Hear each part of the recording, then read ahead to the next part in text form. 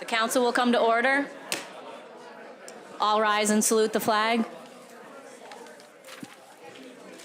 I pledge allegiance to the flag of the United States of America and to the republic for which it stands, one nation, under God, indivisible, with liberty and justice for all. Please remain standing for a moment of silence in honor of our veterans, service members, and those who have given the ultimate sacrifice.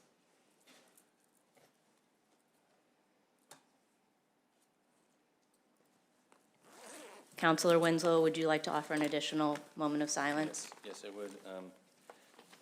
I just wanted to offer an additional moment of silence for the victims of the shootings at Brown University and at Bondi Beach in Australia. You know, at this time where students were seeking to enlighten themselves and people of the Jewish faith were celebrating a holiday focusing on the light in the world after horrible things have happened. I just think it's time to have a moment of silence in their honor, and let's focus on the light this holiday season, even just amongst the horrible things that happen. Thank you.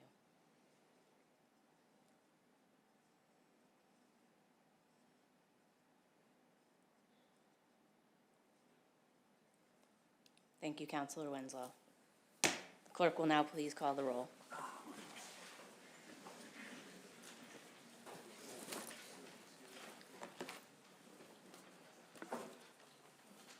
Councilor Clone Hayes. Here. Councilor Condon. Here. Councilor Crowe. Here. Councilor McDonald. Here. Councilor O'Malley. Here. Councilor Sika. Here. Councilor Simonelli. Here. Councilor Spatafora. Not here. Councilor Taylor. Here. Councilor Winslow. Here. Council President Linehan. Here.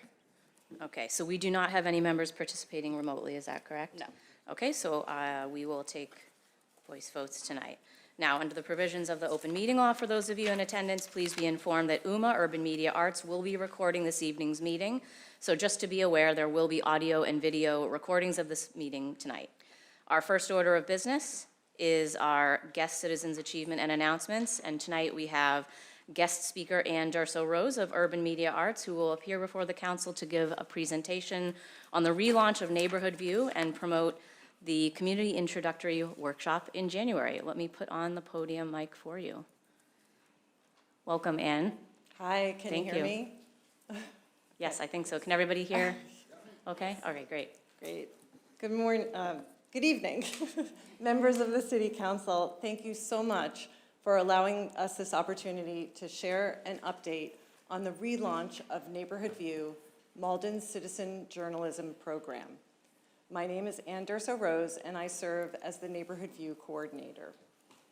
I'm here to tell you what Neighborhood View is all about and explain how it promotes civic engagement within our community. The slides that I'm sharing tonight give you a look inside our stories and the people who make them happen. First, I want to start by recognizing Tina Lagarde, the Executive Director of Urban Media Arts, where Neighborhood View was started in 2014 and where it continues as its organizational home. I'm also joined tonight by two of our core community volunteers, Lorna Gary and Kim Brooks. Lorna is a seasoned journalist who previously founded an independent news publication in Tewksbury, and Kim is a retired archivist, an educator, and technology specialist who plays an instrumental role in helping us with our website operations, research, photography, and more. We also have quite a number of other Neighborhood View participants and supporters that were able to come this evening. So please stand for a moment, and thank you all for being here.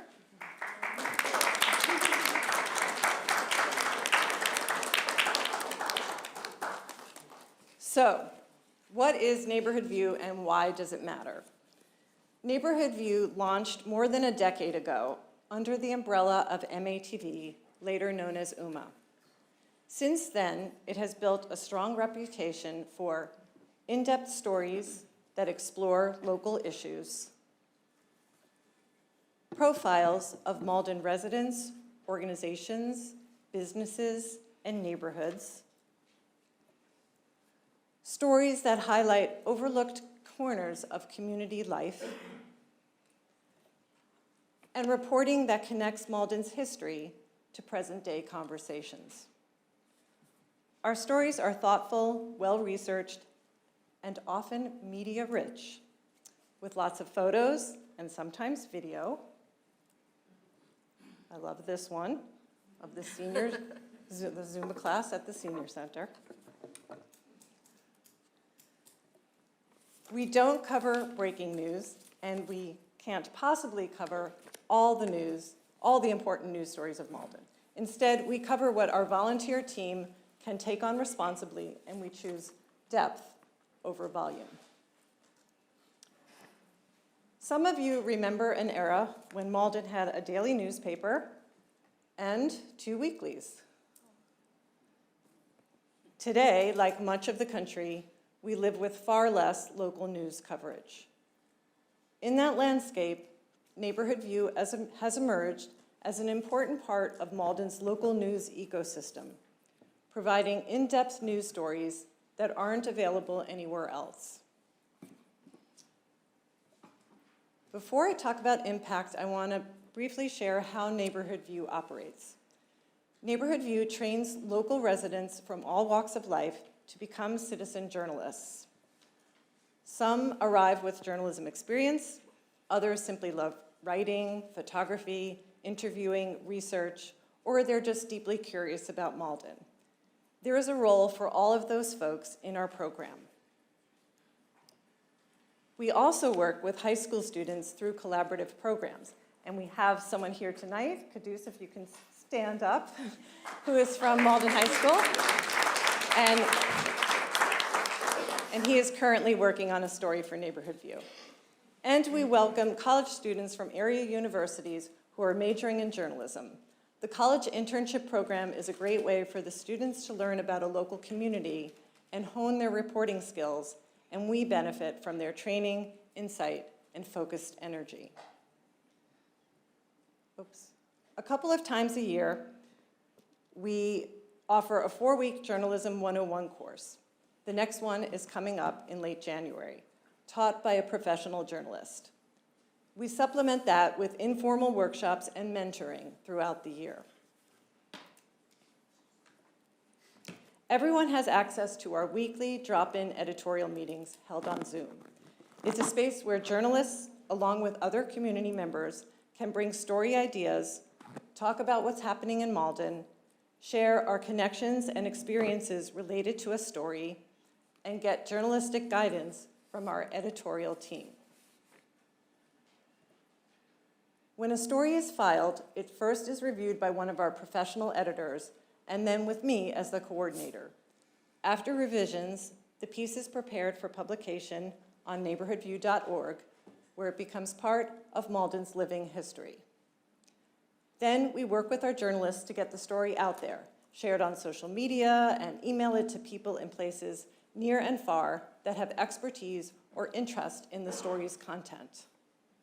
In short, we train, we mentor, we edit, we publish, we share. A look at our impact. Over the years, our archive has grown into a kind of living record of the city. Search pandemic on our site, and you'll find dozens of stories documenting how Malden navigated that moment in time. Oops, sorry. Search Suffolk Square, and you'll find our most viewed article, published more than a decade ago, still drawing comments from former residents of that lost Malden neighborhood that now live all over the country. A follow-up article was published last year and has also been widely read. We frequently appear at the top of internet search results for topics like the Community Fridge Program or the Malden Gaming District. And since the relaunch, we've published news stories such as the Malden Public Schools debate over AI policy, the Chinese culture connections moved to the former Desi building, and just yesterday, an in-depth look at the proposed tax override. More stories are in the works as we ramp back up.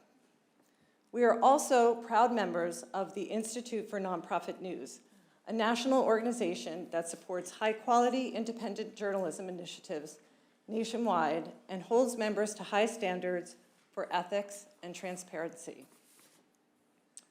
The relaunch and why now? As some of you know, this past June, due to financial challenges, UMA underwent a restructuring, and mine was one of the 3 full-time staff positions eliminated. As the coordinator of Neighborhood View since its beginnings, that put the future of the program at risk. But Neighborhood View is something I deeply believe in, and so does our team. And despite the difficult choices UMA leadership had to make, they also highly value the program and were eager to work with me to continue it. So I've stepped in as a volunteer, project lead, and contractor to help relaunch the program in this initial phase. The goal is to get Neighborhood View fully active and visible again, while UMA and I work together to secure long-term funding for a sustainable coordinator role. I want to also highlight that we have a strong advisory board guiding us. Currently, our 3-member team is Stephanie Shoro, a veteran journalist, author, and a writing professor at Boston University. For 7 years, she served as the editor of Neighborhood View. John Beckemeyer is a commercial web and brand director. He is an UMA board member and chair of the Neighborhood View Advisory Committee. And Didi Kohli is a full-time reporter at the Boston Globe. She is a former Neighborhood View intern from Emerson College in 2019. Their combined expertise provides oversight, accountability, and deep professional insight. One of the most powerful parts of Neighborhood View is the transformation that happens for the people who participate. Through telling Malden stories, our volunteer team members become more connected to Malden, more knowledgeable, and more aware of how the city works. I've seen it happen again and again. As public servants, I think you can all appreciate how this program helps to create a more engaged and informed citizenry. Our weekly editorial meetings will resume early in the new year.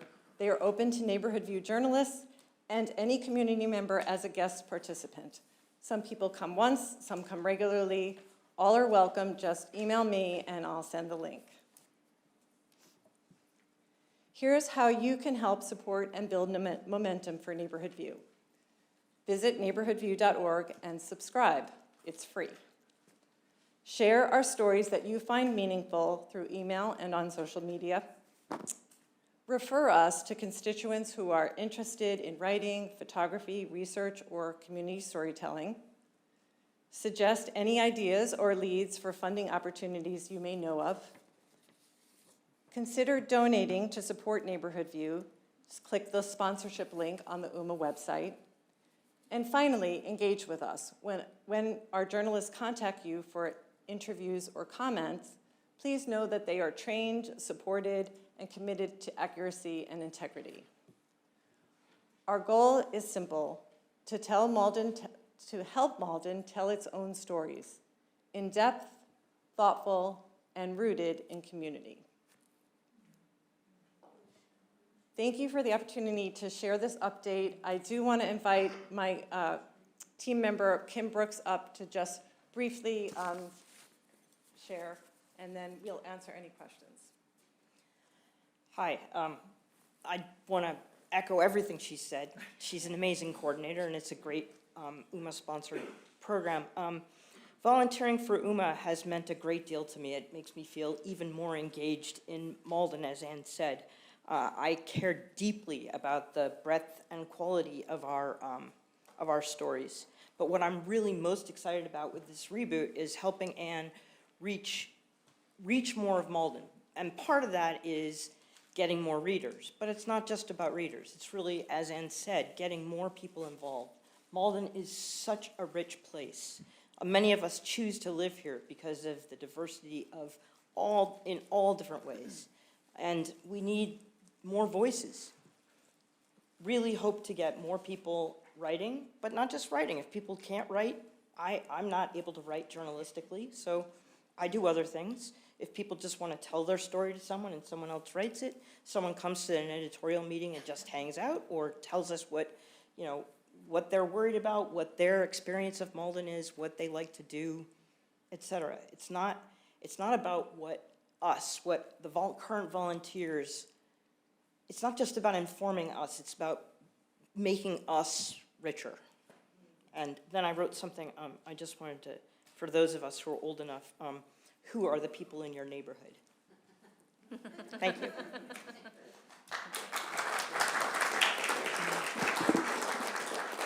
So if you have any questions, I'm happy to answer, or someone from my team can. Great, thank you so much, Ann. Does anybody have any questions or comments? Okay, suddenly I got a lot of lights on. Counselor Cologne Hayes. I'm not going to take up a lot of time, but I just wanted to thank you so much. I know you've been thinking about this for a while now, and I love reading the Neighborhood View, so great job. Looking forward to reading more. Thank you. Thank you. Counselor Winslow. Yeah, and I think Neighborhood View is a great asset to the city, and I appreciate so much that you are taking leadership in this situation. I had to kind of do that when I got laid off from the city at one point, and made sure our bike trail went ahead. So it is important to say these things. And let us know if there's anything in particular, like if there's grant folks you need to reach out to that we can help, or that type of thing. And certainly promote like donations and sponsorships and that type of thing. I certainly will be making sure I subscribe and be a regular donor. So thank you. Great, bye-bye. Great, thank you, Counselor Winslow. Counselor O'Malley. Yeah, I also just want to echo, thank you to the team.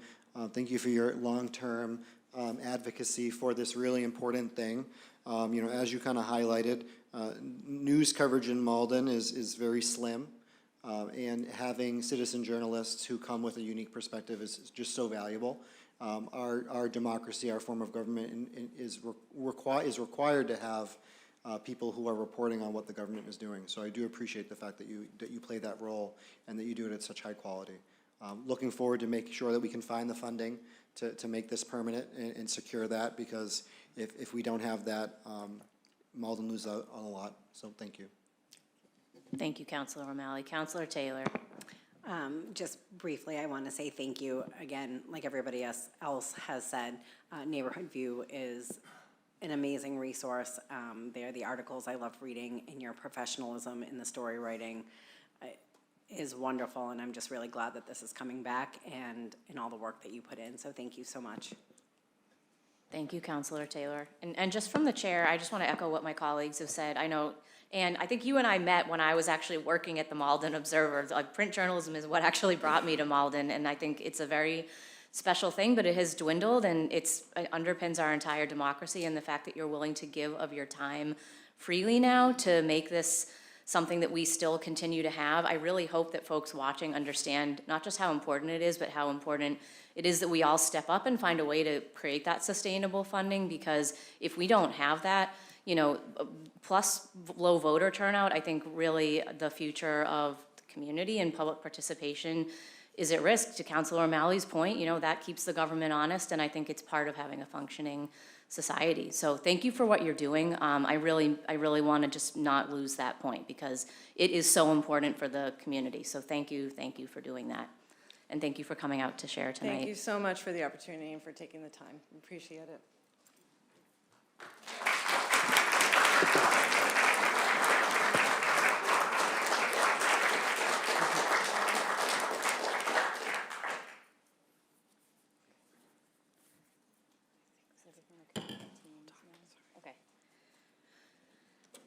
Okay, our next order of business is public comment. Public comment is allowed under our council rules. Each speaker is limited to the subject matter that's relevant to this evening's agenda, and speakers must keep their comments to 2 minutes or less. Clerk, do we have anybody signed up for a public comment tonight? Yes, we have 2 people signed up. Okay, and do we have emails as well? We do. We have 11 emails. Okay, so let's take the folks that are here in person first and then go to the emails. Sure. First, we have Ken from 1 Sprague Street.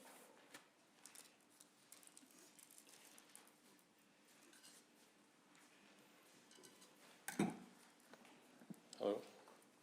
Good evening. Can I just read it, or you don't want the one Sprague Street again? Say that Do again? you want me to state my name and, You can state your name and address for the record, and then you can read your comment. Ken Giel, 1 Sprague Street. Good evening, councilors, resident of Malden. My name's Ken Giel. I'm the president of Malden Local Firefighters 902. I'm honored to represent the men and women of your fire department. Over the past 20 years, calls of service have surged 33%, while staffing has dropped 12%. Fires today are more deadly than ever, and families now only have 3 minutes to exit a building when it's on fire. That is if their fire detectors are working.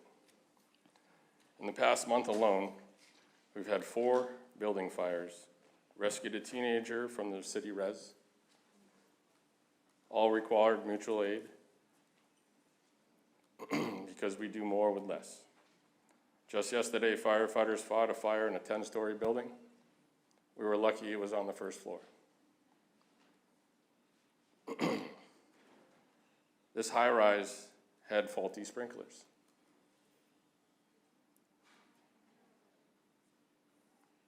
If that's not a billboard of a warning sign for Malden, I don't know what is. I stand here tonight in fully support of the city's Proposition 2.5. This override will provide crucial funding for maintaining essential services for fire, police, schools, and infrastructure. For the fire department means keeping staffing levels and ensuring that we have resources to respond quickly and effectively when lives are on the line. It's not about convenience, it's about survival. I urge every city councilor to vote to put this on the ballot tonight, and the resident to vote yes in the spring for safety, for your family, and for the future of Malden. Together, we can prevent a tragedy before it strikes. Thank you. Thank you.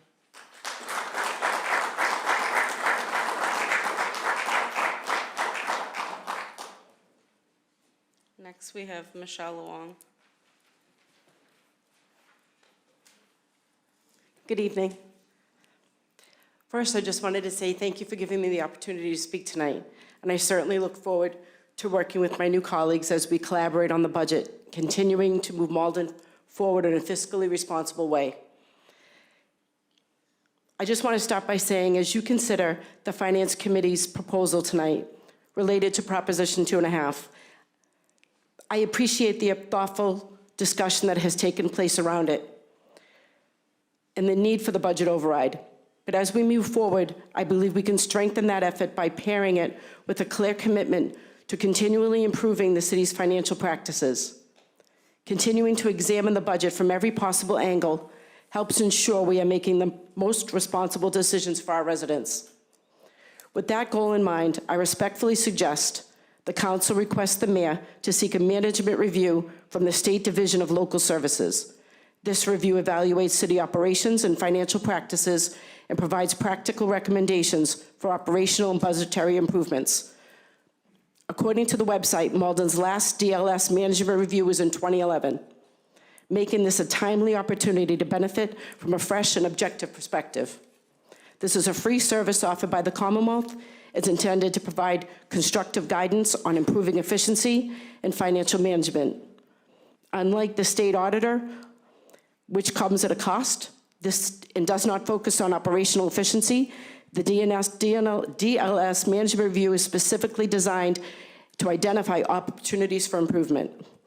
Pursuing this review would be a proactive, fiscally responsible step as we approach the vote on raising taxes. It would help reinforce public confidence that the city's commitment to a strong financial stewardship. Thank you for your time.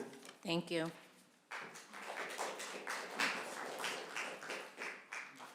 Okay, so do you want to do the email comments now? Yep. Thank you.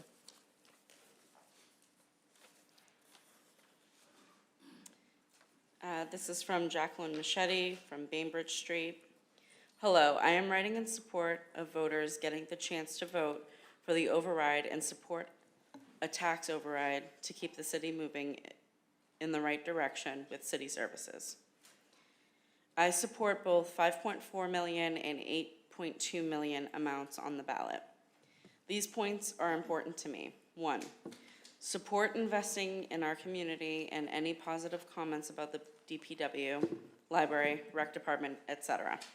2, willing to pay a little more to preserve 50 to 60 jobs and avoid mass layoffs. 3, support adding a second option to keep up with the required increases of the school budget to support kids and families in our community. 4, recognize that so many communities in Massachusetts are going to the ballot because of the record inflation, so we are in good company. Malden's taxes and local spending have been relatively very low, so it's time to ask this question. And even if it passes, our taxes will still be lower than neighboring communities.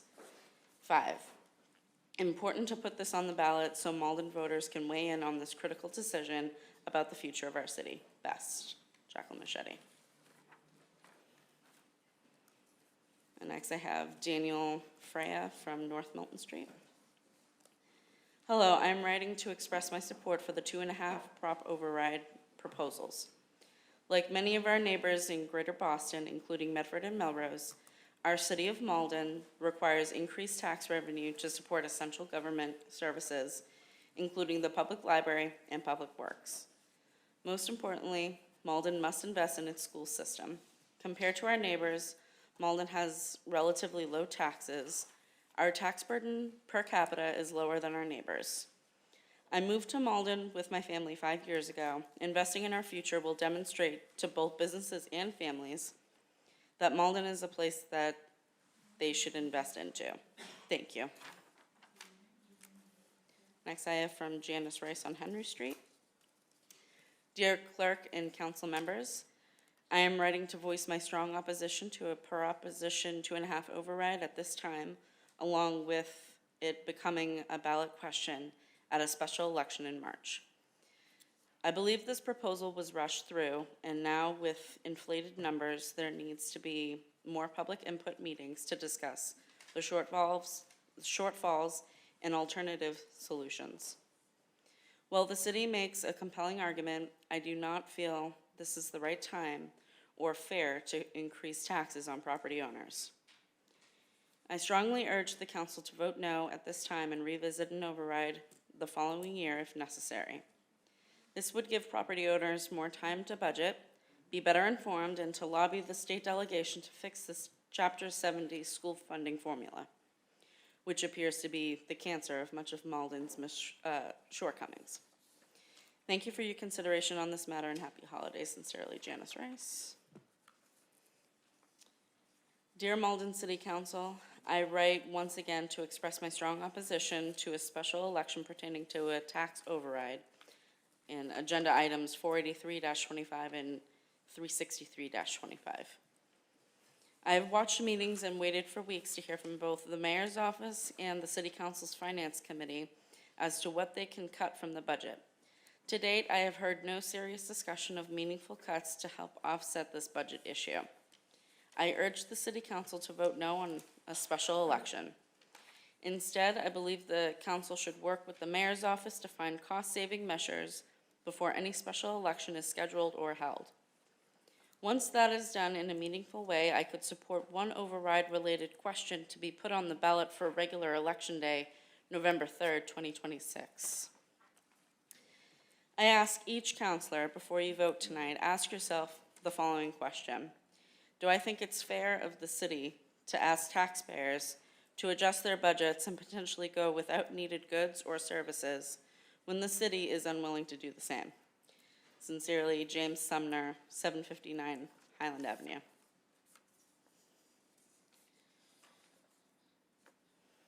I write, this one's from Caitlin Peel Sloan, 69 Columbia Street. I write to express my strong support for paper 483-25. I am more than willing to pay a little more in taxes to keep city services moving forward and avoid layoffs. No municipality is going to be able to dodge Prop 2.5 forever, and it is time that Malden took a proactive step to invest in our future.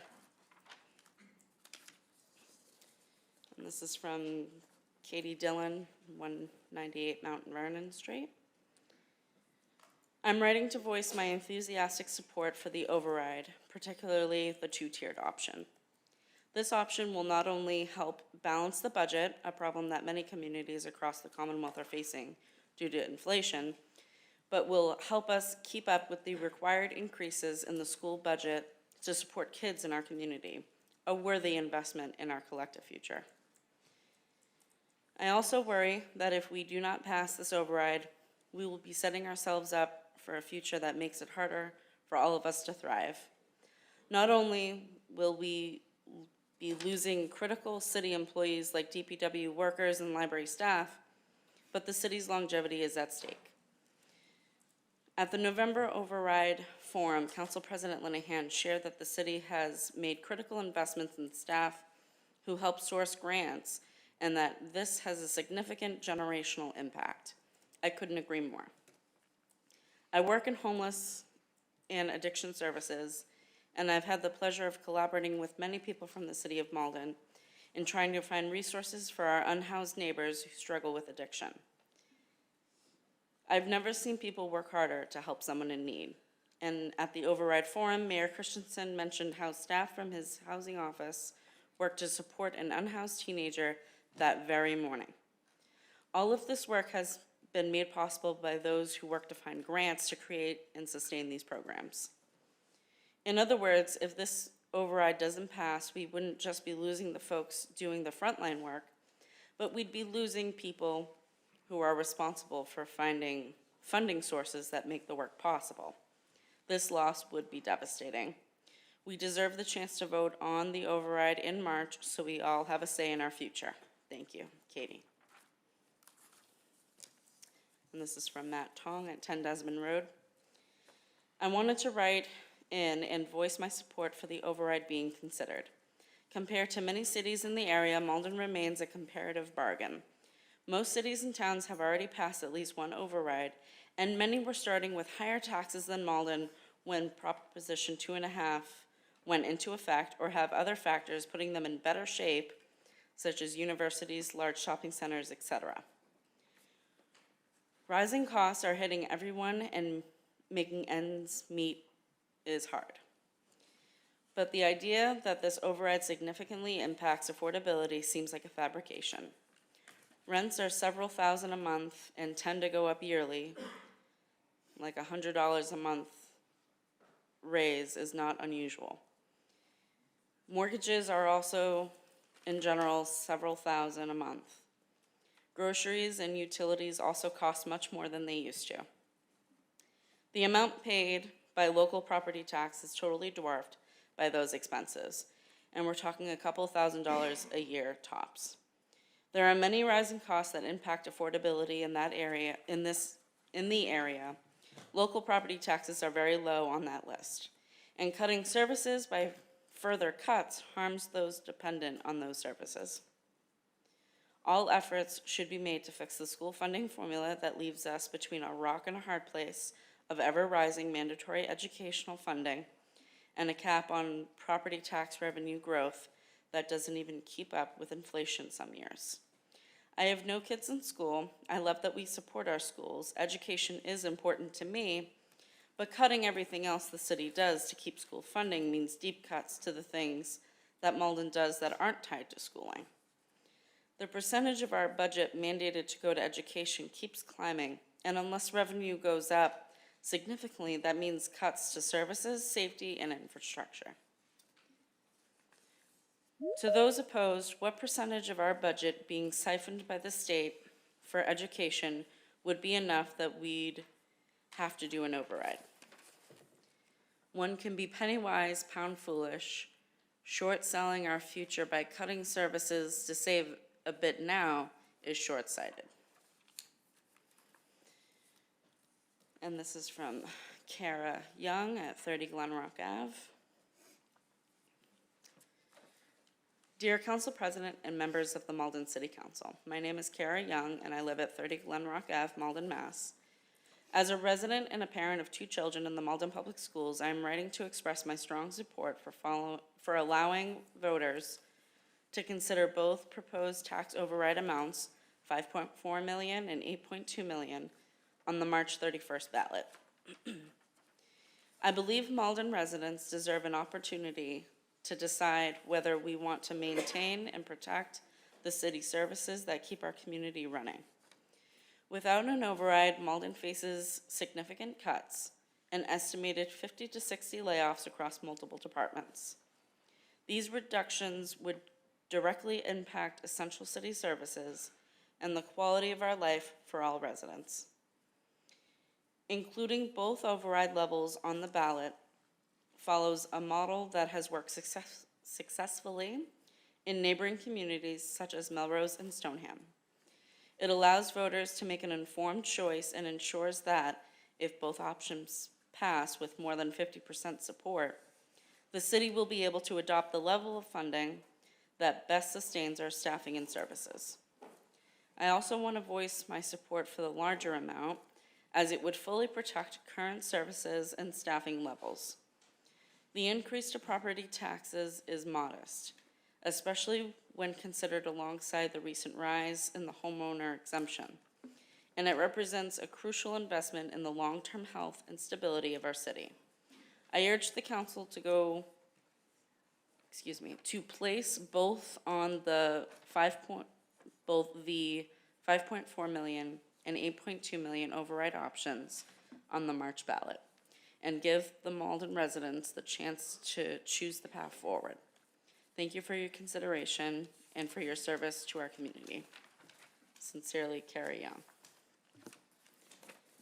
Following is from Matt Monteverde at 30 Glenrock Ave. Dear Council President and members of the Malden City Council, I'm writing to you as a concerned resident of Malden living at 30 Glenrock Ave.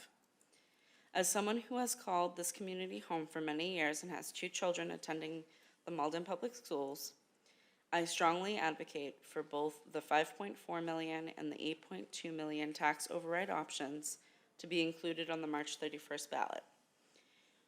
We are at a crucial time facing a decision that could have lasting impacts. Without an override, Malden is expected to face significant workforce reductions, with potential layoffs affecting 50 to 60 employees across various departments. Such cuts would greatly diminish the essential services that we all depend on. I believe it is vital for voters to have the chance to decide on the future of our city and the level of investment needed to maintain stability. Other nearby communities like Melrose and Stoneham have effectively used a model that offers voters multiple override options. This method provides residents with a comprehensive choice. If both options receive over 50% approval, Malden can choose the funding level that best protects critical staffing and services. Personally, I support the 8.2 million option, as it would ensure the preservation of current staffing and service levels. The resulting property tax increase is relatively small, 5.4 million and the 8.2 million override questions on the March ballot, allowing Malden residents to choose the direction that best reflects their vision for our community. Thank you for your attention and commitment to serving Malden. Sincerely, Matt Monteverde. And the following is from Ann Warren at 78 Rutland Street. I'm writing to express my strong opposition to the proposed tax override proposed in the City Council File 363-25. Before asking homeowners and renters to shoulder yet another financial burden, the city must first demonstrate that it has done everything possible to manage existing resources responsibly. To date, the city has not provided residents with a clear account of what specific steps have been taken to mitigate the need for higher taxes. Taxpayers deserve transparency and accountability before being asked to pay more. It is unacceptable to request an override without first proving that every effort has been made to cut unnecessary spending, reprioritize budgets, and operate within the city's means. In that regard, I ask, when did the Finance Committee meet with department heads to thoroughly review their proposed budgets and identify cost-saving measures? Without this kind of oversight and public accountability, residents have no assurance that alternatives to tax increases were fully explored. Further, how can the city guarantee that any additional tax revenue will be spent appropriately on true community needs and not funneled into council pet projects? Without a clear enforceable plan and independent oversight, taxpayers have little confidence that new revenue will be managed any better than existing funds. What is needed is not another tax increase, but a full independent financial audit. Such an audit would provide residents with a clear picture of where money has been spent, where inefficiencies exist, and how the city can operate more effectively. Until this kind of accountability is in place, any override is premature and unfair. Families, seniors, and renters across our community are already struggling with rising costs. The city must prove it is willing to make difficult decisions and reduce expenses before turning to taxpayers as a solution. Yours truly, Ann Warren. And that is all of the public comments. Thank you to our clerk for reading those. Okay, at this time, I'd like to take the Finance Committee report, paper 483-25, out of order, so that we can take up this issue, since we have a crowd that I assume most of which is here to discuss or to listen to our discussion.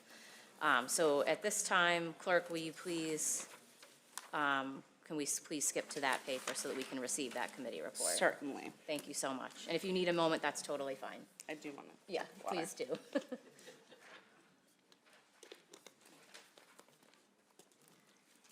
Okay. Paper 483-25, Committee Report. The Standing Committee on Finance, to whom is referred Paper 363, Series of 2025, having considered the same, make the following report. Committee recommends the paper out favorably to the full council, as amended, to read as follows. Instructions to voters. Order. That the City of Malden shall include the following instructions to the inhabitants of the City of Malden on the ballot of the special municipal election to be held on March 31st, 2026. Questions 1A and 1B are separate questions. You may vote for or against each question independently. Each question requires a majority of those voting on that question to pass. If more than one question passes, the question with the highest dollar amount will prevail. 1A, order that the City of Malden hold a special municipal election on March 31st, 2026, and to include the following ballot question. Shall the City of Malden be allowed to assess an additional $5.4 million in real estate and personal property taxes for the purposes of stabilizing the city's budget and to support ongoing city services across all departments, including public schools, public safety, public library, public works, and general government, for which the monies will be used for the fiscal year beginning July 1st, 2026. A yes vote would support an increase in real estate and personal property taxes beginning with fiscal year 2027, which is July 1st, 2026 to June 30th, 2027. A no vote would make no change to the current tax structure. 1B, order that the City of Malden hold a special election on March 31st, 2026, and to include the following ballot question. Shall the City of Malden be allowed to assess an additional $8.2 million in real estate and personal property taxes for the purposes of stabilizing the city's budget and to support ongoing city services across all departments, including public safety, public library, public works, general government, as well as increased funding required by law for the public schools, for which the monies will be used for the fiscal year beginning July 1st, 2026. A yes vote would support an increase in real estate and personal property taxes beginning with fiscal year 2027, which is July 1st, 2026 through June 30th, 2027. A no vote would make no change to the current tax structure. Okay, so I'm going to have us do a motion to receive that committee report by Counselor McDonald, seconded by Counselor Condon. All in favor? Aye. Okay, do we need to read the paper before we recognize the mayor? Okay, so I'm so sorry to have you keep having to read that. That's okay. So let's read the paper, and then I'm going to recognize Mayor Christensen to come and speak before us. Okay. Paper 363-25, order that the City of Malden hold a special election on March 31st, 2026, and to include the following ballot question. Shall the City of Malden be allowed to assess an additional $5.4 million in real estate and personal property taxes for the purposes of stabilizing the city's budget and to support ongoing city services across all departments, including public schools, public safety, public library, public works, and general government, for which the monies will be used for the fiscal year beginning July 1st, 2026. A yes vote would support an increase in real estate and personal property taxes beginning with fiscal year 2027, July 1st, 2026 through June 30th, 2027. A no vote would make no change to the current tax structure. Thank you so much to our clerk. I'll rise to recognize Mayor Christensen. Thank you, Mayor. You have the floor.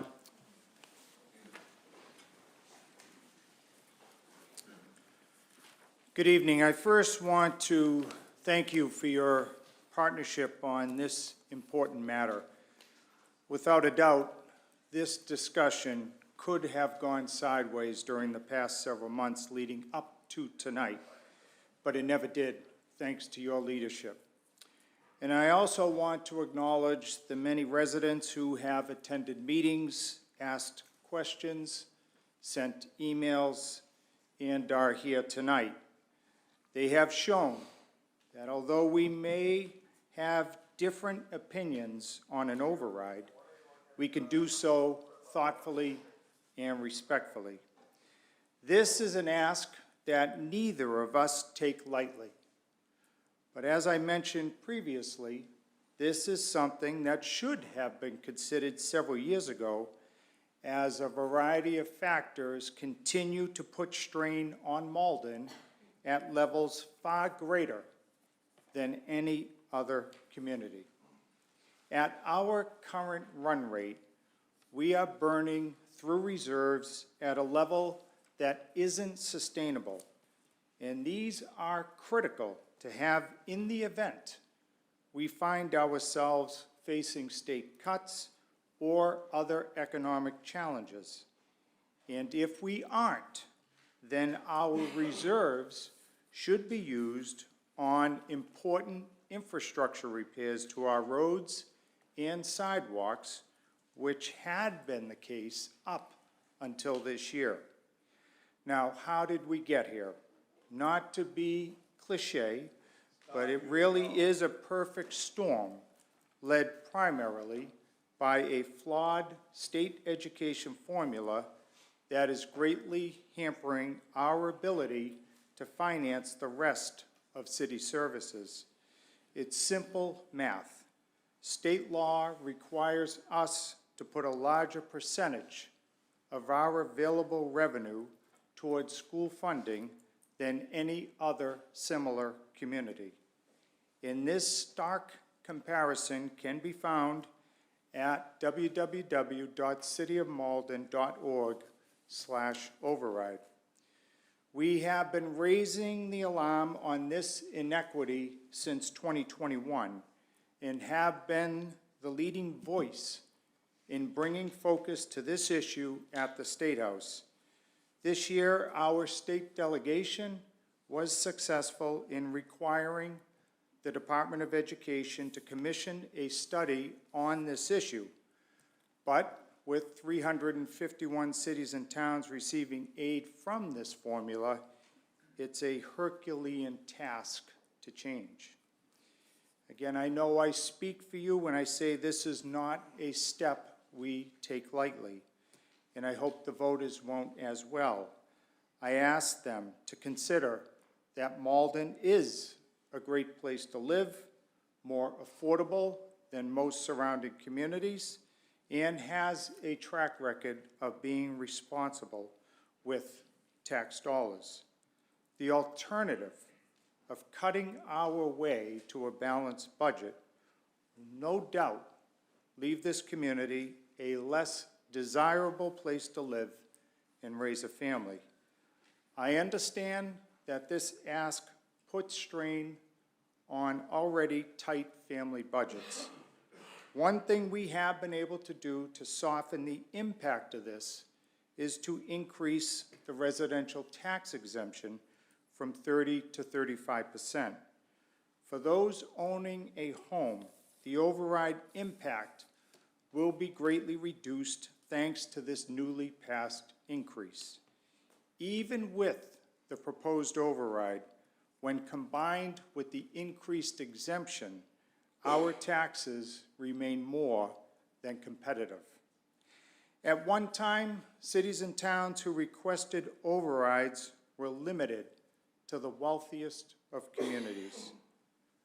Not anymore. We join a record-setting number of municipalities that will be asking for overrides this year, even if the reasons differ by city. The question for us now is whether we are willing to fund basic city services to keep Malden as a great place to live. Thank you for your consideration. Thank you. So I'm going to go to Councilor McDonald for the paper, for the order. Are you set to join the meeting? Okay. Yes, sorry, I thought you needed a moment, I'm sorry. You're ready to go live? Thank you, Council President. And so, can folks see my slides? There we go. So there are just enough details that I went ahead and put together some slides so we can follow through the committee report. Hang on 1 second, we don't seem to. And we're gonna make sure that we get it on both screen, on all of the screens.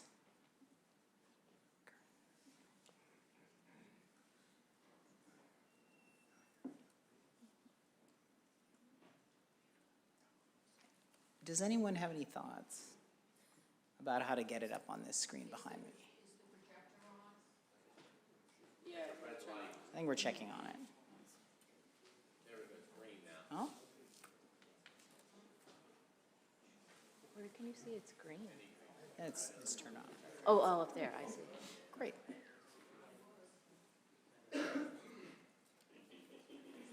All right, excellent.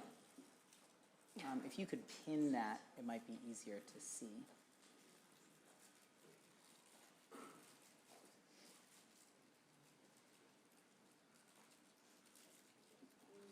Maybe just close out the participants. Okay. All right. I will send this to make sure this gets included in the record as well. So, first I just want to thank the mayor for his leadership in setting this up and in providing that excellent overview of where we are and why this is before us tonight. And so I want to describe the process and the recommendation of the Finance Committee related to this paper. So the Finance Committee has recommended out favorably this proposal from the administration for the reasons that the mayor shared tonight. And we've made a couple changes, but I want to describe where we're landing. First, the original proposed date was earlier. It was in early February. We heard for a special election. We heard from many of our residents that was both not a great time of year for the weather, and that we needed more time to be able to make the case, to be able to have people have their input and really understand the issues at hand. So we voted to move that election date back to March 31st, 2026. And that will still give us enough time, after consulting with the mayor's finance team, to be able to prepare the annual budget, which has to be adopted by June 30th. We do anticipate this would be a citywide election in all of our usual precincts, meaning we're not doing the, folks may remember the Voc special election was just at one precinct, but we would want to make sure that this is accessible as possible, so we would be utilizing the full spread of precincts here. So that's the proposed date. And we voted to add an additional option, to recommend an additional level. As you heard in some of the public comments, this is a new way to approach overrides, but we have two neighboring communities in Melrose and Stoneham who just did this. Melrose offered 3 levels of choice to their residents, and Stoneham offered 2. And one of the benefits here is that it actually gives residents more say and more choices and more control. Just because there are 2 levels does not automatically mean the top one passed. In Melrose, the middle one passed, and in the top one did pass in Melrose, but the lower one passed in Stoneham. The language and the way this is presented on the ballot is that the highest amount that receives a majority would prevail. So if both options got more than 50%, then the 1B at the 8.2 million amount would prevail. That would become law. I will circle back at the end of this to just some of the language about how it appears on the ballot. We do have a few final just tweaks from our legal and treasurer and clerk's departments to make sure that we are complying with the proper way to put this on the ballot. I just want to summarize, as the mayor said, the 5.4 million was the initial proposal from the mayor, and that was based on the current gap in the current year, so not taking into account future years, minus some early estimates of expected savings from the GIC, that is the Group Insurance Commission. That is moving the city health insurance pool to the state-run pool, and y'all have heard us talk about that. We took a vote to initiate that process in August. It has been proceeding.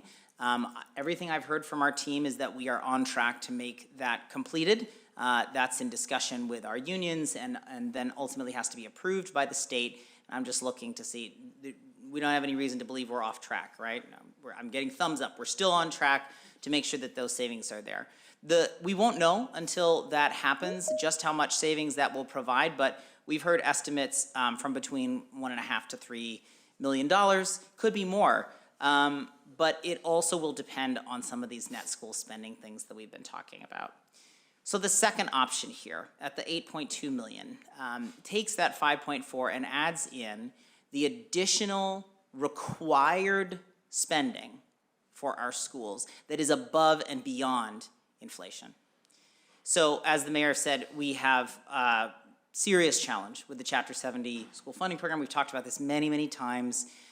The key thing here is to remember that school funding every year, the amount, we get what we get from the state, but our amount that we must pay out of local coffers also goes up, and it must go up faster than inflation. That is what the state law requires. And so how fast is that? Well, in general, it's been at least another $1 million a year on top of that inflationary increase because of this penalty, this effort penalty, which is like we are so far away from this, what the state misguidedly thinks we are able to afford, that we are assessed an additional penalty. Last year, that was $1.2 million. The other portion of this is what is called our net school spending. So when the state sets that limit, this is how much you got to spend. We also then have to verify that we did in fact spend that money. And since we started this process, we've been able to do a look back, get that verified by the state, and seeing that we actually didn't even spend all the money that we were trying to spend, probably because we were trying to be responsible financial stewards, but we still have to spend it. So we actually have to make that up in future years. So the combination of those two things, the below effort penalty and the net school spending catch up, is another 2.8 million, and that gets added to the 5.4. So again, this, even at the second and higher amount, does not include any other inflationary increases, any other unexpected things, any additional projects. This is merely to cover what is the current gap and the expected required increase for our schools above inflation just for 1 year. And I do want to just take a moment to say that while we often talk about school funding as what the state is requiring, I think we always circle back to the fact that it is very important to invest in our schools.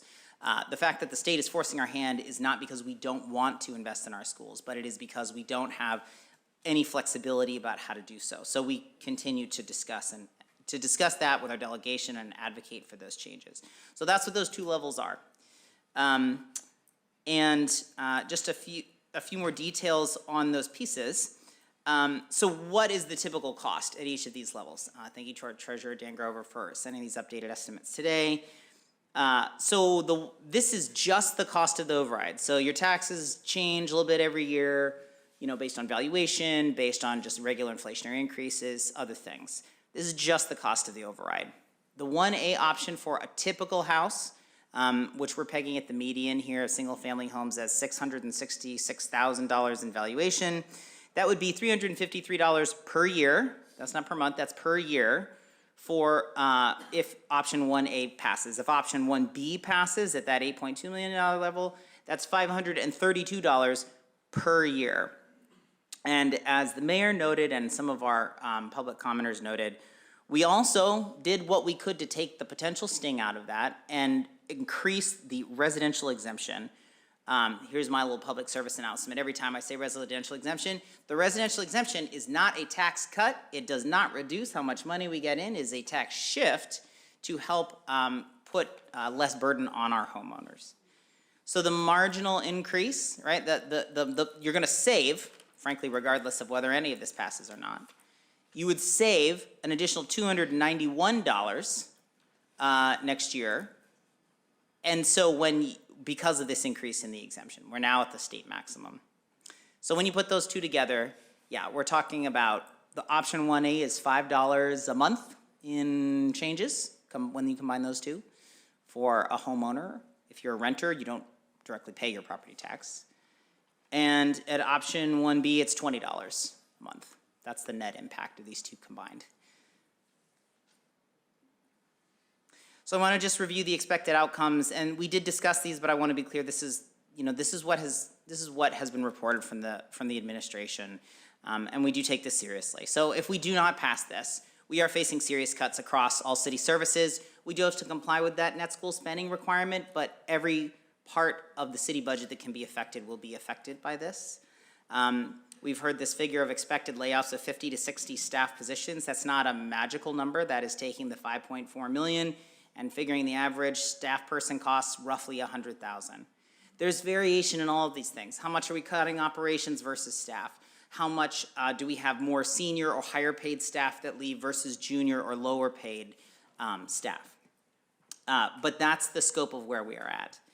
Option 1A, at the $5.4 million increase level, the mayor has committed to, with that increase in taxes, $2 million in cuts to operations and between operations and staff and staffing roles. So that might be 10 to 20 layoff positions. So that $5.4 million is an amount that really reduces, the impact of layoffs, but we will need to reduce expenses to avoid being in that higher risk situation with our cash reserves at the 1A level. At the 1B level, at $8.2 million, that allows us to continue basically our current operations for 1 year. We've been very clear to emphasize that doesn't mean there will be no layoffs or no budget reductions of any kind, but those are not to cover a basic gap. Those would be to reprioritize, to become more efficient, and we don't have to lay people off in quite the same way. So we don't know what that possibility looks like in large part because we don't know what some of the other uncertain things are. How much savings from the GIC, state funding, all of these other questions. So that's what, that will influence where those pieces land. We talked a lot about what we've done so far to address this gap, and I just want to recap some of those things. The first and most important thing is that Malden spends not as much as our peers. I would describe that as proactive, responsible financial management. We have actually kept spending low rather than simply needing to cut things right now. And you can look at the expense per person, which comes in less overall and less, especially when you net out the schools and just look at every other part of our public services, public safety, and so on. It was the shift to the state-run group insurance commission As we said, that savings may vary. We hope to be at least 3 million, but we'll see how it shakes out. We restructured our pension payments. That just allowed us to extend the timeline a little bit. That saved a little under $1 million. That was something that the council voted on, I think, 2 years ago. I added this one because this is from our Energy and Efficiency and Sustainability Commission that used to be there.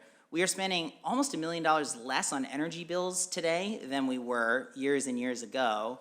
And that's because we've made improvements in energy efficiency and made some and invested in some, we've gotten grants to improve like our HVAC systems and so on. We've noted how much we have increased grant funding. We have an excellent sustainability and grants manager.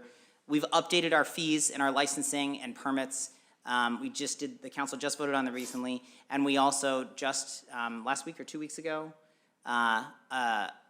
this council voted to adopt a resolution supporting a hiring freeze, a discretionary hiring freeze. So these are all things that have already happened to be put in place before this time.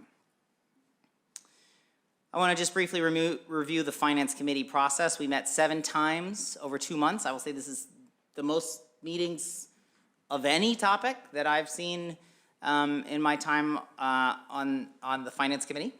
We had a public forum on November 18th, which was live streamed by Urban Media Arts. We had people coming in. We had probably, I would say, 60, 70 people in person. Hundreds of folks have watched the live stream. We talked about Chapter 70 school funding formula, economic development, cost savings to date, areas we can reduce spending, and all those were part of our conversation. And we reviewed the ballot language that you see before you today. Going forward, while we did not take formal votes on this, I just want to capture the sense of the discussion. First, we heard a really strong consensus that we need to prioritize economic development. And that the council wants to do everything that we can to streamline the process for welcoming the kinds of development that will move the city forward. We talked in particular about the commercial street corridor where we're investing in the Riverworks project as a prime opportunity for that. So I'm sure that will be high on our priority list once we get back in January.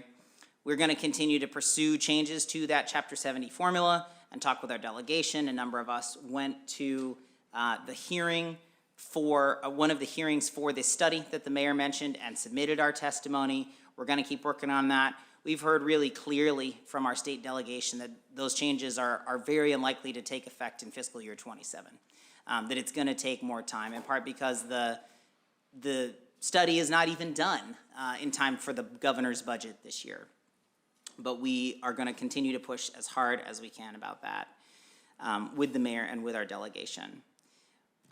We will be a partner with the mayor in implementing what budget cuts are required and or reprioritizing. That's not something that we have tried to do on our own, and I think that that's prudent. Right now, we know that each department has been asked to submit potential cuts, and the mayor's team is reviewing those. A number of us have sent our own particular recommendations, and I encourage my colleagues to do that. I have a few more to send myself for consideration, but we will be back here, and the council will need to vote on these as part of the next year's budget cycle.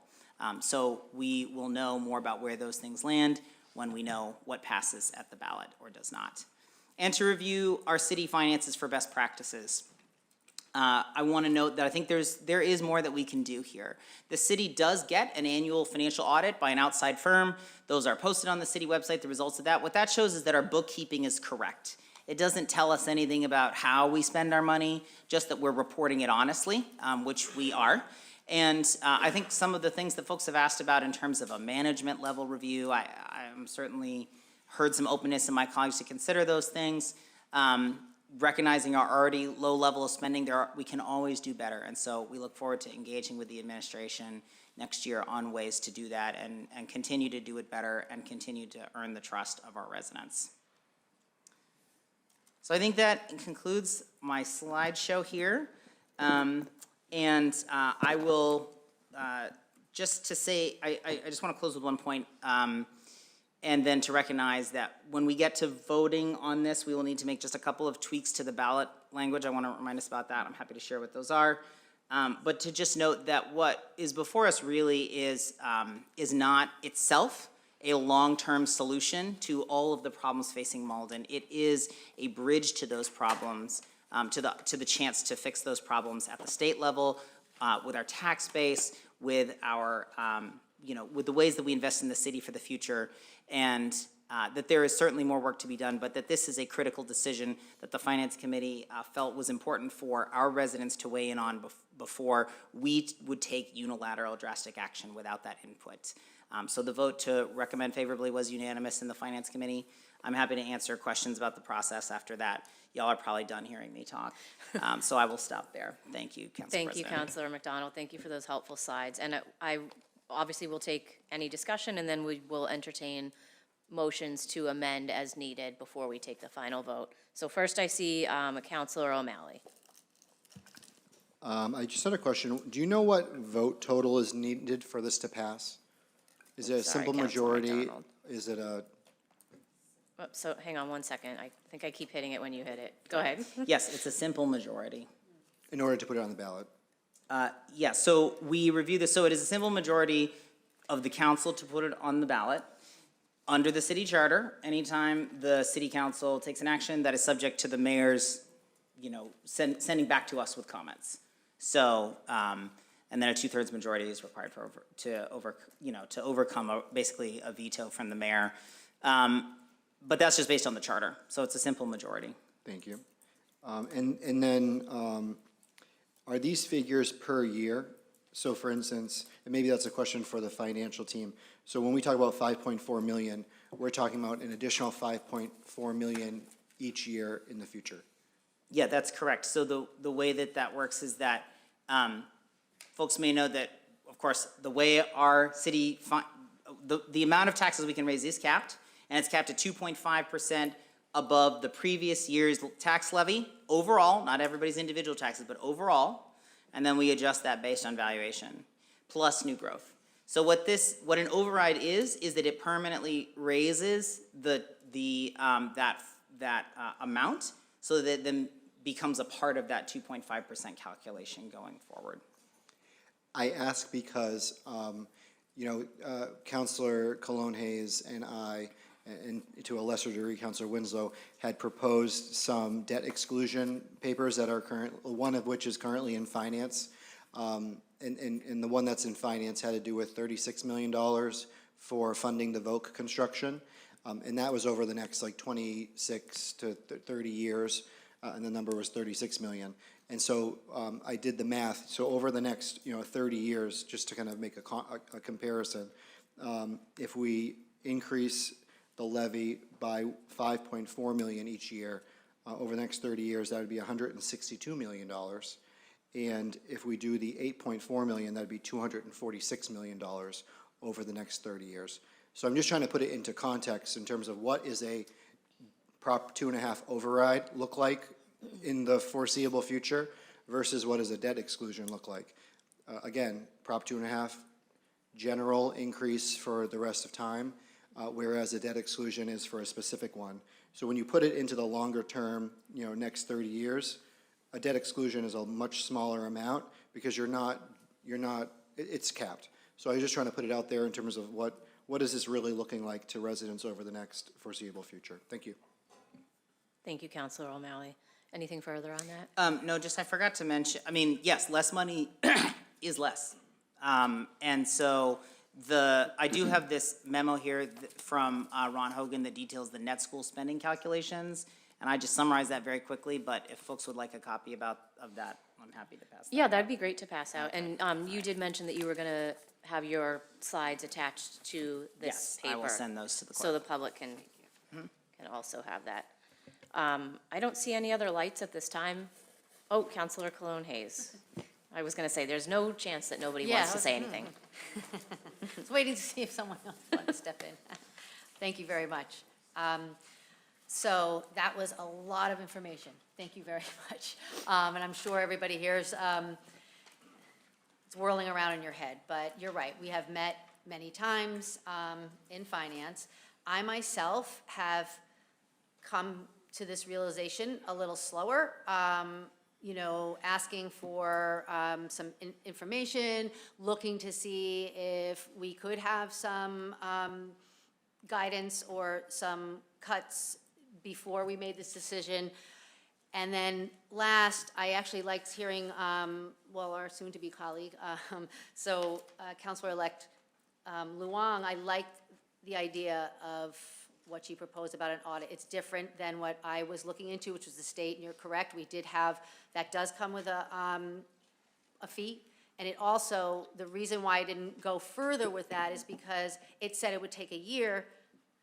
That's not going to give us the information that we need before this ballot goes on, so I kind of put that at a pause for right now, but I still think that we should be talking about something anyway in the future. But knowing and hearing from residents about how difficult it is right now with everything going on in their finances, I spent a lot of time, reviewing all this, and I really came down to having in a few of our, look, because I kind of took this down, we had somebody write in, Katie, and then somebody actually on Glenmark Ave that lives down the road from me, I don't know her yet, but I will, says, we deserve the right to make our own decision, and then somebody else said the right of the voters. And that's what I've really come around to. We're not voting up here whether or not we're going to do an override. We're voting to give you the best information, and you will all be voting on the override. So that's when I'm in support of these. And then I would like to also say that I got this memo. I called Ron Hogan to make sure I understood and wanted to tell people a little bit because that was a lot of info. But basically the 8.2, I want to say what we came up with in the finance, we took the 5.4 million that came from the mayor. We added the 1.6 shortfall that's in this memo, 1.6 million shortfall from fiscal year 2025. Net school spending was below the minimum. Then we added the 1.2, which we rounded from the number here, which is 193 million increment towards target. And that's where, that would be for the current fiscal year, and that's where the 8.2 came from.